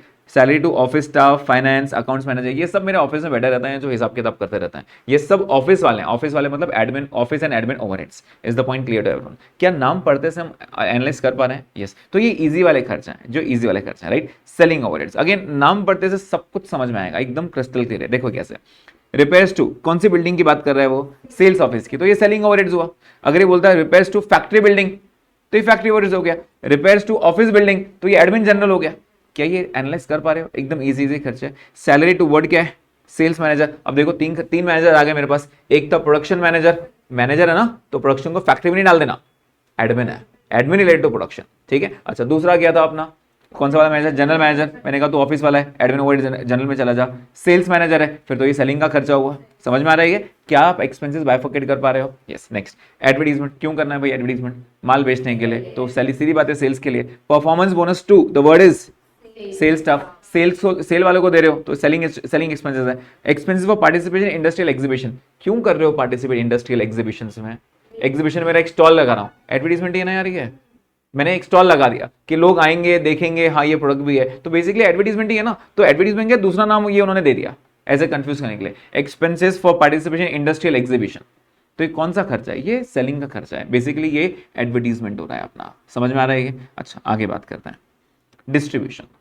अब हम तो नॉर्मली सेलिंग एंड डिस्ट्रीब्यूशन लिखते हैं ना, तो उन्होंने और बताया और डिटेल बताया कि सेलिंग में क्या क्या आता है, डिस्ट्रीब्यूशन में। हम ऐसा नहीं करेंगे, हम सेलिंग डिस्ट्रीब्यूशन डायरेक्ट लिख देंगे, कोई फर्क नहीं पड़ता है, पूरे मार्क्स मिलता है, ठीक है। डिस्ट्रीब्यूशन में the word is secondary packing. याद है क्या थोड़ी देर पहले प्राइमरी पैकिंग आया था, कहाँ पे ऐड किया था प्राइमरी पैकिंग? कहाँ ऐड? इधर मतलब किधर? After net factory cost. After net factory cost 5 चीजें थी, जल्दी बताओ 5 चीजें क्या थी? Admin related production, quality control, research development and primary packing, right, and less sale of scrap. समझ में आया? बार बार पूछूंगा, अगेन ये एक दिन में नहीं होता है सब, जब हम क्वेश्चंस करते हैं तो धीरे धीरे प्रैक्टिस हो जाती है, ठीक है। वही करना है अपने को भी, ठीक है। अच्छा, next, salary to, the word is delivery boy, deliver करने जा रहा है तो ये डिस्ट्रीब्यूट ही कर रहा है ना वो, तो ये डिस्ट्रीब्यूशन का खर्चा है, right. Next, depreciation to, the word is delivery vehicle, delivery के लिए खर्चा है तो डिस्ट्रीब्यूशन के लिए खर्चा है, right. Next, warehousing charges, माल स्टोर करके वेयर हाउस में रख दिया है तो वेयर हाउस के लिए जो भी चार्जेस लगेगा वो भी खर्चा, डिस्ट्रीब्यूशन ही होना है यार, बांट रहे हैं ना अपन वहां से गुड्स। समझ में आ रहा है क्या पॉइंट? तो इसमें से एक भी खर्चा ऐसा है कि जो नहीं समझ में आया आपको? नहीं, सारे आ रहे हैं, बस अपने को थोड़ा सा ध्यान देना पड़ेगा, ठीक है, कि ये खर्चा कौन सा है। क्या ये लॉजिक क्लियर है यहाँ पे? जैसे मैंने आपको बताया था, सबसे ज्यादा इंपॉर्टेंट होता है फैक्ट्री और डायरेक्ट एक्सपेंसेस को। तो चलो फैक्ट्री की बात भी कर लेते हैं। अगेन फैक्ट्री भी इजी हो जाता है, बस इसमें कभी कभार ना डायरेक्ट में आना या फैक्ट्री में थोड़ा कंफ्यूजन रहता है, तो वो थोड़ा 2-3 दिन अपने को रीड करना पड़ेगा, ठीक है, तो वो आदत हो जाती है। फिर देखो क्या बोला है मैंने यहाँ पे, 1-2 आइटम छोड़ देंगे फिलहाल, बाकी बाद में करेंगे। Depreciation on, the word is factory building और plant and machinery. Depreciation on factory building, factory का खर्चा है। डेप्रिसिएशन ऑन प्लांट, प्लांट भी तो फैक्ट्री में रहता है ना, मशीनरी फैक्ट्री में रहता है, तो उसका जो खर्चा रहेगा वो फैक्ट्री का खर्चा है। Next, repairs to, the word is plant, plant जहां पे है उसका खर्चा वहीं डाल दो। Next, insurance to factory building, plant and machinery, raw material. क्या फैक्ट्री बिल्डिंग का इंश्योरेंस फैक्ट्री का ही खर्चा है? Yes. Plant and machinery factory में रहता है और रॉ मटेरियल भी तो फैक्ट्री में रखते हो ना तुम प्रोडक्शन के लिए, ठीक है। मैंने सबका इंश्योरेंस करा के रखा। लेकिन अगर अब मैं बोलूं insurance for sales office building या फिर इंश्योरेंस फॉर ऑफिस बिल्डिंग, तो ये फिर एडमिन का खर्चा है, सेलिंग एंड डिस्ट्रीब्यूशन खर्चा है। समझ में आ रहा है? Salary to, the word is supervisor. कहाँ काम करता है सुपरवाइजर? फैक्ट्री में ही काम करता है ना, एम्प्लॉइज को ध्यान देता है तू बराबर कर रहा है नहीं कर रहा है। Expenses paid for pollution control, the word is pollution control. Pollution कहाँ करते हैं? नॉर्मली फैक्ट्री में करते हैं ना, तो उसको कंट्रोल करने का खर्चा जाएगा, वो फैक्ट्री का खर्चा है, right. Next, wages to store keeper. अपन है ना स्टोर कीपर का काम कर चुके हैं ऑलरेडी फाउंडेशन में, याद है फीफो लिफो बनाते थे अपन, हाँ वो स्टोर कीपर ही करता है। ये माल आया, हाँ ये माल आया, ये बराबर है, इसका कम हो गया क्या, चलो ऑर्डर प्लेस करेंगे, ऐसा। तो अपन स्टोर कीपर का काम कर चुके हैं वहाँ पे, फीफो लिफो बना के कि अपना कितना स्टॉक है। कोई भी आके पूछेगा कितना स्टॉक है, बोलेंगे ना अपन गिन के बताएंगे, हाँ तो गिनती नहीं करेगा, अपन मेंटेन करते थे, हाँ किस दिन का स्टॉक चाहिए, उस दिन इतना स्टॉक था, इस दिन का स्टॉक है, वो पूरा अपन ने मेंटेन किया था, राइट, फीफो लिफो से। तो wages paid to store keeper कहने से स्टोर वाला रॉ मटेरियल स्टोर कर रहा था। अब कंफ्यूज नहीं हो जाना सर, वेयर हाउस भी था, वेयर हाउस में फिनिश गुड स्टोर होता है। स्टोर्स में बेसिकली अपना फैक्ट्री रहता है ना, तो फैक्ट्री में एक अपन स्टोर रूम रखता है जहाँ पे अपन रॉ मटेरियल खरीदते हैं। तो जब भी ऑर्डर आता है अपने को प्रोडक्ट बनाना है, तो प्रोडक्शन मैनेजर क्या करता है, इसके बाद जाता है बोलता है रॉ मटेरियल दे दे, मैं प्रोडक्शन चालू करूँगा, ऐसा, ठीक है। तो अल्टीमेटली स्टोर्स को वेजेस जो हम देंगे वो फैक्ट्री का ही खर्चा है। Is the point clear? Next, indirect wages to factory staff. Again उसने फैक्ट्री बोल दिया और इनडायरेक्ट भी बोल दिया, इनडायरेक्ट बोल दिया तो ये ओवरहेड्स ही है, डायरेक्ट तो हो नहीं सकता, मतलब डायरेक्ट डायरेक्ट डायरेक्ट ऊपर तो नहीं आ सकता, बराबर, और फैक्ट्री से रिलेटेड है, तो ये कौन सा ओवरहेड्स हो गया, factory overheads. Next, lease rent for production asset higher charges. अब लीज रेंट क्या होता है या हायर चार्जेस क्या होता है, हमने कोई मशीनरी भाड़े पे ला ली, कोई भाड़े पे लाया, तो मशीनरी ला रहा है ना, तो मशीनरी को भाड़ा तो देना पड़ेगा ना, मशीनरी का भाड़ा, कोई भी हायर चार्जेस या फिर प्रोडक्शन एसेट, प्रोडक्शन के लिए कोई एसेट है। अब इस पे थोड़ा ट्विस्ट है, इसको आप डायरेक्ट एक्सपेंस ही मान सकते हो। कैसे, एग्जांपल दे रहा हूं, एक मशीनरी लिया मैंने, एक अभी इससे एग्जांपल नहीं है, मैं थोड़ा एक माइंड को सिर्फ इमेज बनाने के लिए वो बता रहा हूं। मैंने एक पैकिंग मशीन लिया, ठीक है, एक्चुअली पैकिंग को नीचे आना चाहिए, मैं एक एग्जांपल दे रहा हूं सिर्फ समझाने के लिए क्या होता है। अब वो जो पैकिंग मशीन लिया मैंने, तो मैं पैक ये पेन्स भी कर रहा हूं, मैं पैक वो कैलकुलेटर भी कर रहा हूं, ठीक है, और वो मशीन मेरी खुद की नहीं है, भाड़े पे लेके आया। तो कहने से थोड़ा खर्चा पेन का भी है, थोड़ा खर्चा कैलकुलेटर का भी है, थोड़ा खर्चा कीबोर्ड का भी है, एंड सो ऑन, अलग अलग पैक कर रहा हूँ। तो क्या ये सबका खर्चा है, तो उसका जो मैं रेंट पे कर रहा हूँ सब में बटना चाहिए, बटना चाहिए तो ओवरहेड्स है। लेकिन मैंने वो लिया, सिर्फ पेन पैक करता हूँ और कोई पैक नहीं करता हूँ, कहने से उसको जो रेंट पे कर रहा हूँ वो पेन का ही खर्चा है, तो बांटने की जरूरत पड़ रही है क्या, नहीं, तो फिर डायरेक्ट है। समझ में आया? अगेन वो सिर्फ बोलेंगे लीज रेंट, एजम्पशन, आपकी जो इच्छा है वो, हम नॉर्मली फैक्ट्री मानते हैं कि सर वो जो भाड़े पे लिया होगा ना, उससे हमने एक नहीं, उससे अलग अलग बनाया होगा, सब में बांटना है वो, तो इसलिए हमने ओवरहेड्स बोल दिया। Is the point clear to everyone? Again अगर आप देखोगे तो मैंने ऊपर ये यहाँ पे भी लिखा है higher charges for plant, the word is specific. अगर स्पेसिफिकली उसके लिए ही है तो फिर ये क्या है, डायरेक्ट एक्सपेंस है, फिर क्या है ये, डायरेक्ट एक्सपेंस है। लेकिन लेकिन लेकिन अगर सिर्फ उसने बोल दिया लीज रेंट, खत्म, तो मान लेंगे भाई ये जनरल पर्पज है, इसको फैक्ट्री में डाल दो। Is the point clear? Right. अब यहाँ पे एक वर्ड आया मेरा, स्टोर्स एंड स्पेयर्स कंज्यूम्ड, ठीक है, हम बहुत सारे थोड़ा थोड़ा रॉ मटेरियल यूज करते रहते हैं। जैसे अब मान लेते हैं मेरा वुड का है, वुड मेरा ये बनाता हूँ मैं, क्या बोलते हैं, बेंचेस चेयर्स वगैरह बनती है, ठीक है, उसमें फेविकॉल भी लगेगा, उसमें छोटे छोटे कील भी लगेंगे न, वो जो कहते हैं ना कीले छोटे से, वो भी लगेंगे, राइट। तो वो क्या मैं एक एक काउंट करके रखता हूँ क्या, नहीं। अब जब मैं फेविकॉल का बॉक्स लेके आया, ठीक है, मैंने उससे बेंचेस भी बनाए, चेयर्स भी बनाए, कबर्ड्स भी बनाए, सब कुछ बनाया, बता सकते हो 50 किलो का जो फेविकॉल का वो जो डब्बा था, उसमें से इसमें कितना लगाया, उसमें कितना लगाया, उसमें कितना लगाया, कहने से खर्चा बांटना पड़ रहा है, तो ये फैक्ट्री है, फिर इनडायरेक्ट है। लेकिन अगर वो बॉक्स वो सिर्फ बेंचेस पे ही लगाता हूँ मैं, तो वो बेंचेस का खर्चा हो गया। समझ में आ रहा है क्या? तो इट इज लाइक कि स्टोर्स एंड स्पेयर कंज्यूम में जैसे अपन नॉर्मली ग्लू वगैरह लेते हैं सब, तो अलग अलग पॉइंट्स आ सकते हैं, डिपेंड करता है क्या करना है। तो अगर उन्होंने कंज्यूम वर्ड दिया स्टोर्स एंड स्पेयर्स, तो हम फैक्ट्री का खर्चा मान लेंगे। लेकिन एक और पॉइंट है ऊपर, कंज्यूमेबल मटेरियल्स, अगर वर्ड आया कंज्यूमेबल मटेरियल्स तो उसको डायरेक्ट एक्सपेंस मानना है। क्या ही पॉइंट क्लियर है? अब मुझे एक बात बताइए, फैक्ट्री ओवरहेड्स क्या है? फैक्ट्री ओवरहेड्स में कौन सा पॉइंट आपको नहीं समझ में आ रहा है फैक्ट्री ओवरहेड्स में? क्या ये वाला, सॉरी, ये बाकी के पॉइंट समझ में आए क्या, ये वाले सारे? बाकी सिर्फ कंफ्यूजन किस में रहता है आइडियली, थोड़ा सा बहुत स्टोर्स में, स्टोर्स एंड स्पेयर कंज्यूम, क्योंकि यहाँ पे दो आता है, स्टोर्स भी आता है और दूसरा क्या आता है, कंज्यूमेबल मटेरियल्स भी आता है। तो हम हमारे पे डिपेंड करता है कि हम क्या मान रहे हैं उसको, डायरेक्ट एक्सपेंसेस मान सकते हैं और वर्ड मान सकते हैं factory overheads, right. Assumption notes allowed है, लेकिन आइडियली उन्होंने अगर ये क्लियर वर्ड दिया है, अगर वो स्पेयर वर्ड यूज करते हैं, स्पेयर्स, इट इज फैक्ट्री। अगर वो मटेरियल वर्ड यूज करते हैं, वी यूज डायरेक्ट एक्सपेंस, ठीक है। अच्छा, अब डायरेक्ट एक्सपेंस की लिस्ट देख लेते हैं क्या क्या आता है, नॉर्मली क्या क्या आता है। मैं ये नहीं बोलूंगा रट्टा मारना है, हाँ, लेकिन पढ़ते पढ़ते समझ में आ जाती है चीजें, ठीक है। जैसे रॉयल्टी हमने पे किया, पावर एंड फ्यूल, आइडियली इस पर बहुत बड़ा ये रहता है डिस्कशन कि सर पावर एंड फ्यूल हम इनडायरेक्ट में फैक्ट्री वर्ड्स में ले सकते हैं, डायरेक्ट नहीं लगता है। तो हम इंस्टीट्यूट क्या बोलता है कि ये पावर एंड फ्यूल है ना, ये स्पेसिफिक वही मशीनरी का है, तो वो मशीन में तो एक ही प्रोडक्ट बना रहे हो तुम, तो हम उसको डायरेक्ट एक्सपेंस मानेंगे, ठीक है। तो पावर एंड फ्यूल को हम क्या मान रहे हैं, डायरेक्ट मान रहे हैं। मोल्ड्स एंड पैटर्न्स, पता है मोल्ड्स एंड पैटर्न्स क्या रहता है? आइडियली क्या होता है ना, अगर मुझे कुछ डिज़ाइन बनाना है, कोई डिज़ाइन, तो मुझे ना उसका बाहर का एक्सटीरियर कवर बनवाना पड़ता है, डिज़ाइन पड़ता है, महंगा आता है, मतलब लाखों रुपए खर्चा करना पड़ता है, ठीक है। तो वो मोल्ड या पैटर्न, अगर मान लेते हैं एग्जाम्पल, मुझे ये माउस में बनाना है और वो शेप वैसे ही देना है, तो मैं क्या करता हूँ ना, इसका जो प्लास्टिक को मेल्ट करके वो मोल्ड के अंदर डाल देता हूँ, तो वो मोल्ड वो उसका शेप ले लेता है। तो अल्टीमेटली वो जो मोल्ड्स बनाने रहते हैं पैटर्न्स, उसका जो डिज़ाइन रहेगा वो भी तो डायरेक्ट खर्चा है इस प्रोडक्ट के लिए, तो वो डायरेक्ट एक्सपेंस माना जाएगा, ठीक है। Next, job charges to job workers, ये इतना इंपॉर्टेंट नहीं है। बेसिकली क्या रहता है, मेरे पास एम्प्लॉयज़ हैं, ठीक है, एक पर्टिकुलर काम मैं उनसे नहीं कर पाता हूँ, मैं बाहर वाला स्पेशलाइज्ड बंदा मंगाता हूँ कि भाई तू इधर आना, 1 घंटा इसके लिए ये काम करके चला जाना वापस, basically it is not a permanent employee मेरे लिए, ठीक है। मैं उसको बुलाता हूँ यहाँ पे कि ये वाला काम जो है मेरे पास बंदा नहीं है, ये पर्टिकुलर काम के लिए बंदा नहीं है मेरे पास, तो एक काम करना, तू आना, ये पर्टिकुलर काम करना और चले जाना। बेसिकली ये जॉब करके चला जाना। फ्री में आएगा क्या मेरे पास? वो नहीं, काम देना पड़ेगा उसको। कहने से मैंने पर्टिकुलरली इसी प्रोडक्ट के लिए बुलाया था उसको, इस प्रोडक्ट के लिए बुलाया तो डायरेक्ट हुआ ना, बांटने की जरूरत थोड़ी पड़ेगी। इसी प्रोडक्ट के लिए बुलाया था मैंने उसको, बोला ये वाला काम, फिनिशिंग वाला काम ना मेरे एम्प्लॉइज ठीक से करते नहीं है, तू आ उसको अच्छे से फिनिश करके चला जा, जो भी पगार रहेगी तेरे से मेरे से लेके जा, पूरा दिन नहीं बैठना है तेरे को, मेरा एम्प्लॉय नहीं है तू, पर्टिकुलर आना, वो जॉब करना और चले जाना। समझ में आ रहा है? इसको क्या बोलेंगे? Job charges to job workers. Next subcontracting fees. Next उसके बाद consumer materials, fees for technical assistance, special drawing is a special word. अगर हम देखेंगे तो क्या क्या आता है most probably, royalty, power, fuel, moulds and patterns, special drawing, ये चार चीजें आइडियली आती है, ठीक है। ये चार चीजें आइडियली आती है आपको नॉर्मली जब क्वेश्चन आता है, ठीक है। बाकी चीजें आ सकती है धीरे धीरे प्रैक्टिस से, हम जैसे जैसे रोज रोज रीड करेंगे तो समझ में आएगा आपको। Next is higher charges for plant, जैसे हमने बात किया, स्पेसिफिक भी रह सकता है, जनरल भी रह सकता है। और next licence for special orders, licence fee. अब स्पेशल ऑर्डर है मतलब इसके लिए ही ऑर्डर है ना, ये उसका खर्चा बांटने की जरूरत पड़ेगी, आपको मालूम है इसका ही है, इसका ही है, तो ये डायरेक्ट है। आप एनालाइज करना, ये खर्चे को मैं डायरेक्ट बोल सकता हूँ इसका है या थोड़ा थोड़ा बांटना पड़ेगा। जब बांटने की पड़ेगा तो ओवरहेड्स है, ठीक है। तो ऐसे ही हम इंडिकेट करते हैं, जैसे मैंने आपको बताया था, डायरेक्ट एक्सपेंस और फैक्ट्री में ही थोड़ा कंफ्यूजन होता है, बाकी सब नाम से समझ में आ जाता है क्या है।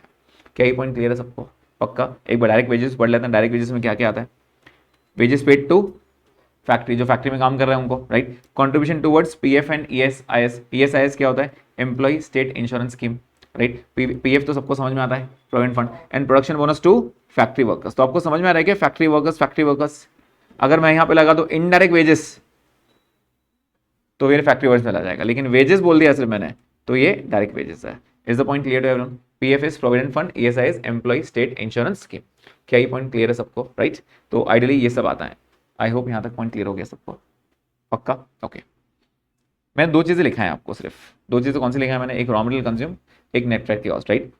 आगे की दो चीजें लिखेंगे और उसके बाद हम एक क्वेश्चन करेंगे। क्या हो बेटा? अच्छा, बोल रहे हो कि क्वेश्चन के लिए टाइम नहीं है अपने पास, ऐसा बोल रहे हो? अच्छा, मेरा क्वेश्चन देख करने का तरीका तो देख लेना पहले। क्या लगता है आपको? क्या लगता है आपको क्वेश्चन कैसे होगा? इस टाइप के क्वेश्चंस रहेंगे जो हम डिस्कस करेंगे, और जब डिस्कस करेंगे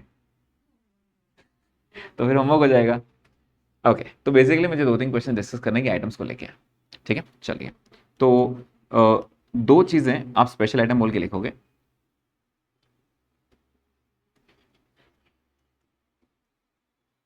special items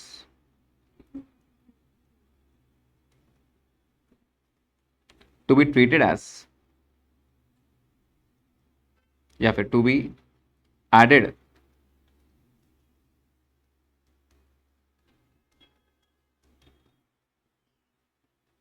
after prime cost. Prime cost के बाद क्या जोड़ते हैं बेटा अपन? फैक्ट्री ओवरहेड्स जोड़ते हैं, बराबर। एक्चुअली ये जो मैं स्पेशल आइटम्स बता रहा हूँ ना, ये है फैक्ट्री ओवरहेड्स ही है, फैक्ट्री ओवरहेड्स, ठीक है। Actually these are factory overheads only.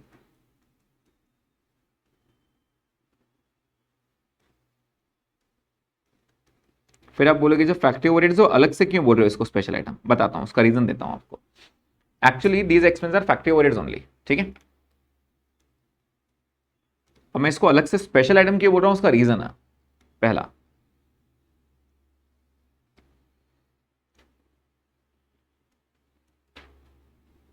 Carriage paid for returning the raw material.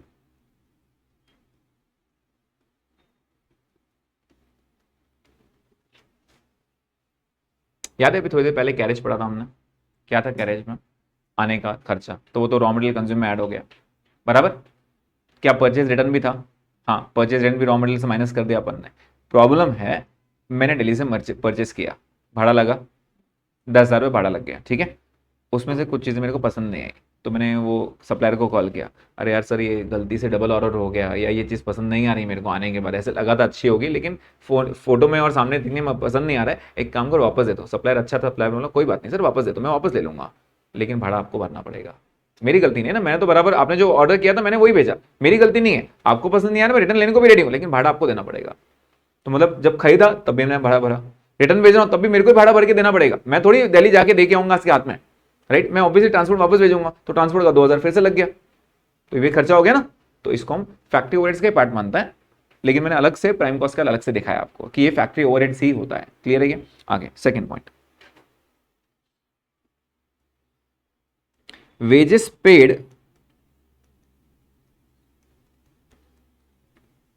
to rectify the defective goods, wages paid to rectify the defective goods। अब मैंने वेजेस पे किया, ठीक है, क्या पे किया हमने? वेजेस पे किया, लेकिन डिफेक्टिव गुड्स थे। डिफेक्टिव मतलब क्या? अब ये पेन बनाया उसने, ठीक है, पेन के लिए रॉ मटेरियल लग गया, लेबर भी लग गया, एक्सपेंस लग गया, बाद में मालूम पड़ा इसका निप टेढ़ा है, तो मैंने वर्कर को बुलाया, मैंने कहा सीधा करके दे। उसने बोला सर मैं करके देता हूँ, लेकिन मेरे को टाइम लगेगा ना, वो टाइम की पगार देनी पड़ेगी आपको, फ्री में नहीं बैठूंगा, अलग से पगार दोगे, बैठूंगा, ठीक करके देता हूँ, मैं मना नहीं कर रहा हूँ, ठीक है, लेकिन पगार एक्स्ट्रा लगेगी। मैंने बोला ठीक है भाई ले, नहीं तो प्रोडक्ट बिकेगा नहीं, स्क्रैप करना पड़ेगा, तो तेरे को थोड़ी पगार दूंगा तो प्रोडक्ट तो ठीक हो जाएगा, राइट। तो क्या ये भी फैक्ट्री में खर्चा होने वाला है? हाँ, तो इसको भी फैक्ट्री ओवरहेड्स बोलेंगे। क्या ये पॉइंट क्लियर है सबको? तो ये दो स्पेशल पॉइंट है। अब आप बोलोगे सर जब इसको फैक्ट्री ओवरहेड्स मानना है तो हम ऐसे लिखेंगे ना, फैक्ट्री ओवरहेड्स, और उसके नीचे लिख देंगे ऐसे 1 पॉइंट 2 पॉइंट जो भी है। अब प्रॉब्लम क्या होता है, इंस्टीट्यूट क्या करता है, इंस्टीट्यूट क्या बोलता है मैं आपको बताता हूँ। वो आपको बोलेगा भाई देखो प्राइम कॉस्ट तक तो आ गया ना, आपका प्राइम कॉस्ट आ गया, ठीक है, वो आपको फैक्ट्री ओवरहेड्स अलग से देगा और बोलेगा factory overheads 20% of prime cost. Factory overheads कितना है? 20% ऑफ प्राइम कॉस्ट। तो ये फैक्ट्री प्राइम कॉस्ट आ गया, लेट्स से 40,000, ठीक है। फिर वो बोलेगा ऐड फैक्ट्री ओवरहेड्स, उसने परसेंटेज में दे दिया, इस बार उसने चालाकी किया कि उसने परसेंटेज में दे दिया 20%। मैंने कहा ओके सर 20% लगा देंगे, 20% ऑफ प्राइम कॉस्ट कितना हो जाएगा जल्दी बताइए? 8,000 बराबर। इसके बाद वो अलग से बोलेगा आपको wages sorry carriage paid for returning the raw material.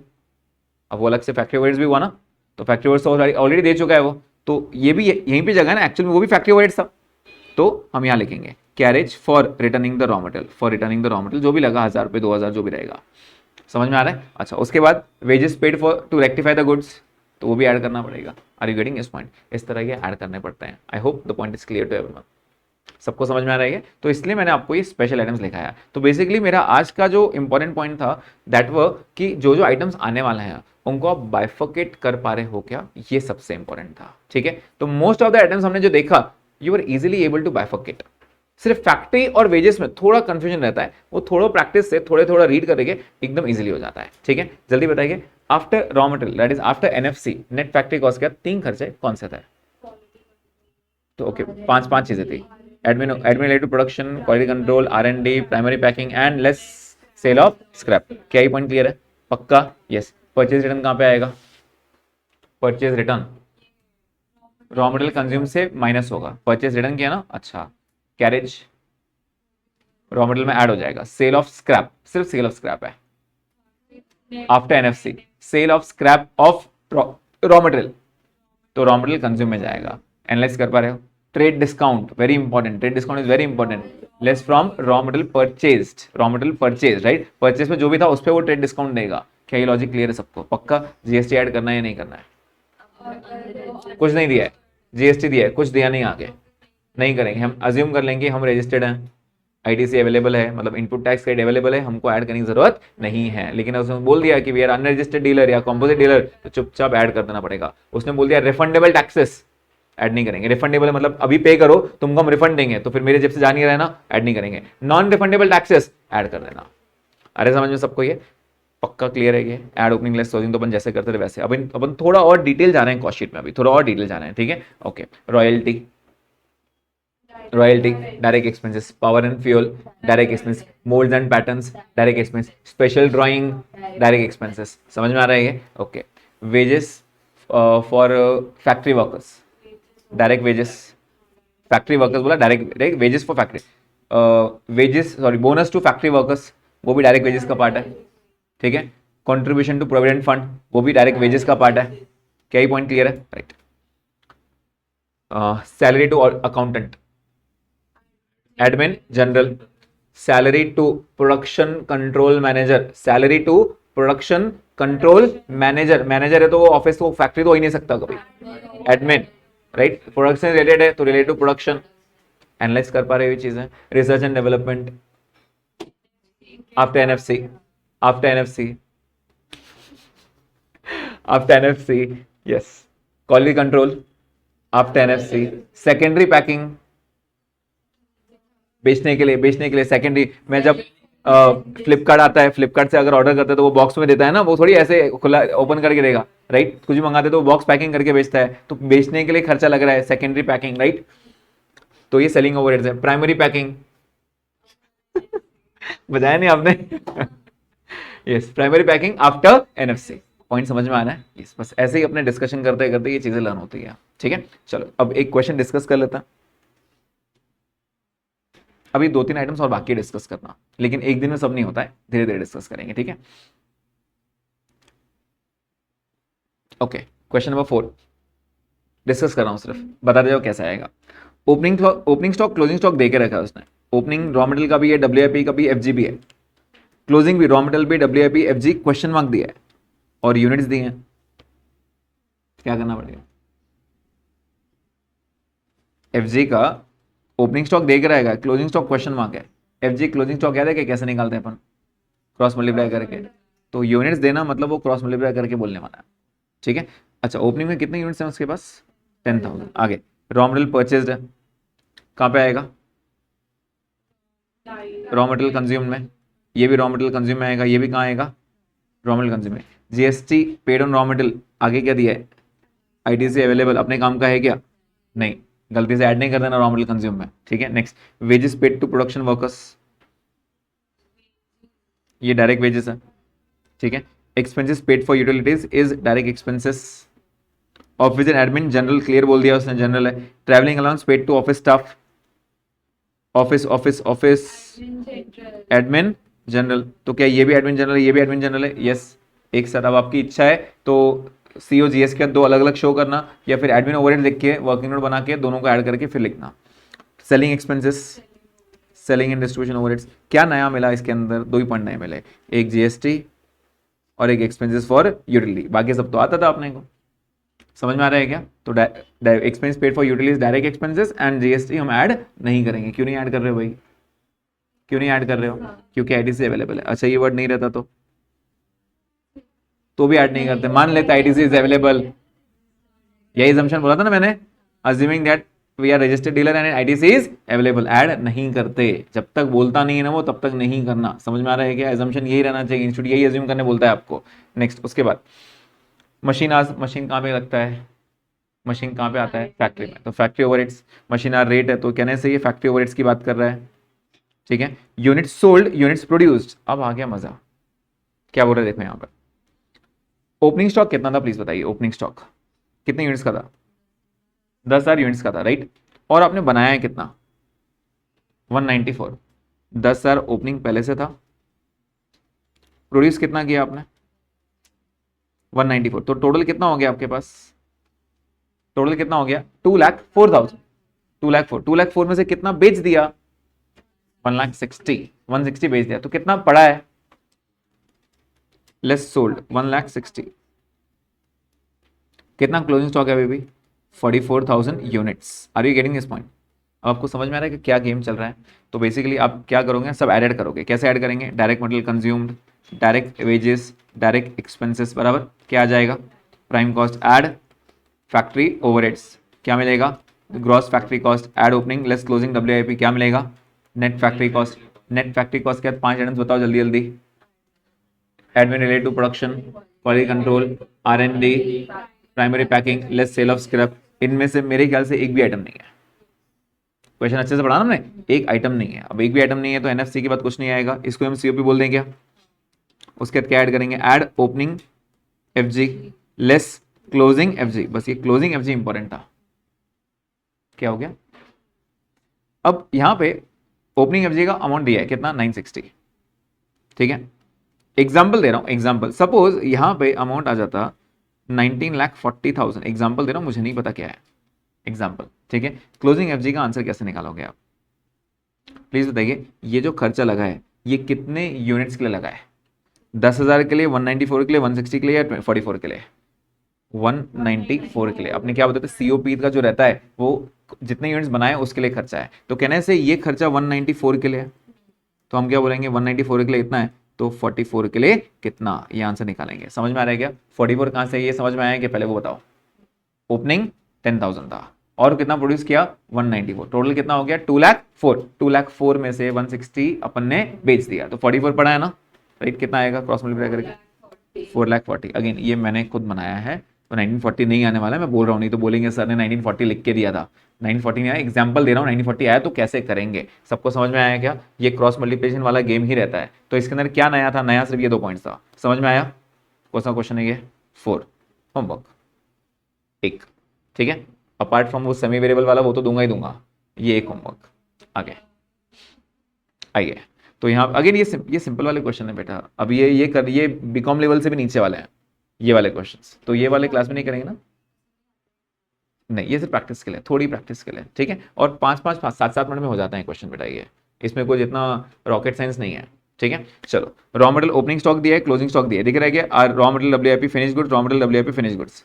क्या फिनिश गुड्स को डायरेक्ट आंसर दे दिया है, मतलब क्रॉस मल्टीप्लाई करने की जरूरत नहीं है अपने को, टेंशन ही खत्म हो गया, ठीक है। अच्छा, रॉ मटेरियल परचेस्ड हो गया, कहाँ पे आएगा raw material purchased? Raw material consume में। Next, sale of finish good. Sale of finish good मतलब कहने से लास्ट का सेल अमाउंट दिया है आपने, सबसे लास्ट वाला आइटम, मतलब प्रॉफिट अपने को निकालना पड़ेगा। डायरेक्ट वेजेस दे दिया है। फैक्ट्री एक्सपेंसेस मतलब कौन सा ओवरहेड्स? फैक्ट्री एक्सपेंस मतलब फैक्ट्री के ओवरहेड्स, ठीक है। ऑफिस एंड एडमिन एक्सपेंसेस कुछ बोला नहीं है, क्या मानेंगे? रिलेटेड टू प्रोडक्शन की ऑलरेडी एजम्पशन भी चलता है, हाँ भाई चलता है, कोई प्रॉब्लम नहीं है। Next, selling and distribution, selling distribution. Sale of scrap कुछ बोला नहीं है, क्या मानेंगे? हाँ, आफ्टर एनएफसी, आफ्टर एनएफसी फिर से 5 बोलो भाई, 5 चीजें क्या थी? Quality control, research and development, primary packing, admin related to production, less sale of scrap. कुछ बोला नहीं ना कौन सा है, तो क्या मानेंगे? ये पक्का रिलेटेड ड्यूरिंग द मैन्युफैक्चरिंग या प्रोडक्शन प्रोसेस है, तो ये बाद में माइनस करते हैं। दोनों जगह माइनस नहीं करना कि सर ने सेल ऑफ स्क्रैप लिख के दिया, दोनों से माइनस करेंगे, एक ही जगह माइनस होगा और वो है नीचे माइनस होगा। समझ में आ रहा है? अब किसी किसी माइंड में आता है सर क्या फर्क पड़ रहा है, माइनस ही तो हो रहा है, यहां करो या नीचे करो माइनस ही हो रहा है। आंसर में फर्क पड़ता है, क्योंकि सोचो ना, अगर आपने कंज्यूम्ड अलग कर दिया, मैं बहुत होशियार हूं, प्राइम कॉस्ट क्या, मैं यहाँ पे फैक्ट्री वर्ड दूंगा ना, मैं उस बोलूंगा 30% ऑफ प्राइम कॉस्ट, तुम्हारा प्राइम कॉस्ट गलत है, फैक्ट्री कॉस्ट गलत है, उसका सब गलत ही है समझ में आ रही है? तो जब भी ऐसे कुछ वर्ड आता है ना, वो पक्का परसेंटेज यूज करेंगे, अमाउंट यूज करेंगे, तो ऑब्वियसली कुछ गलती नहीं होगी ना, आपका अमाउंट आखिरी तक सेम ही आएगा, क्योंकि आपने 25,000 माइनस किया, लेकिन अगर परसेंटेज आ गया तो फिर खत्म हो गई बात, ठीक है। तो नॉर्मली ऐसे क्वेश्चन आते हैं, इसलिए आगे। तो इसमें कुछ नया मिला क्या? सिर्फ एक ही नया आइटम मिला, क्या? Sale of scrap. समझ में आया सबको? ये होमवर्क अगेन 5 होमवर्क। नेक्स्ट, थोड़ा सा बस आखिरी,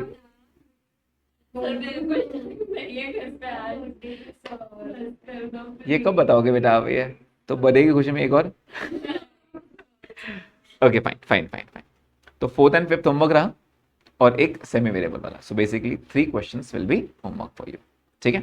चलिए, नहीं बेटा ये मैं हटा रहा था, ये नया आइटम क्या था? सेल ऑफ स्क्रैप, इसको स्टार्ट किया था। तो बेसिकली आज जो मैंने आपको पढ़ाया दैट वाज वेरी बेसिक, सिर्फ डिस्कशन किया मैंने आपके साथ, ठीक है। तो 3 क्वेश्चन होमवर्क रहेंगे, कौन से? एक 4, एक 5 और एक क्वेश्चन मैं असाइनमेंट का दे रहा हूं आपको सेमी वेरिएबल वाला पॉइंट, क्योंकि मैं चाहता हूं कि वो प्रैक्टिस करो आप, ठीक है। तो इजी 2 क्वेश्चन दिया, एक थोड़ा सोचने वाला, उस पर थोड़ी मेहनत करेंगे आप। चलिए स्टॉप करते हैं आज के दिन।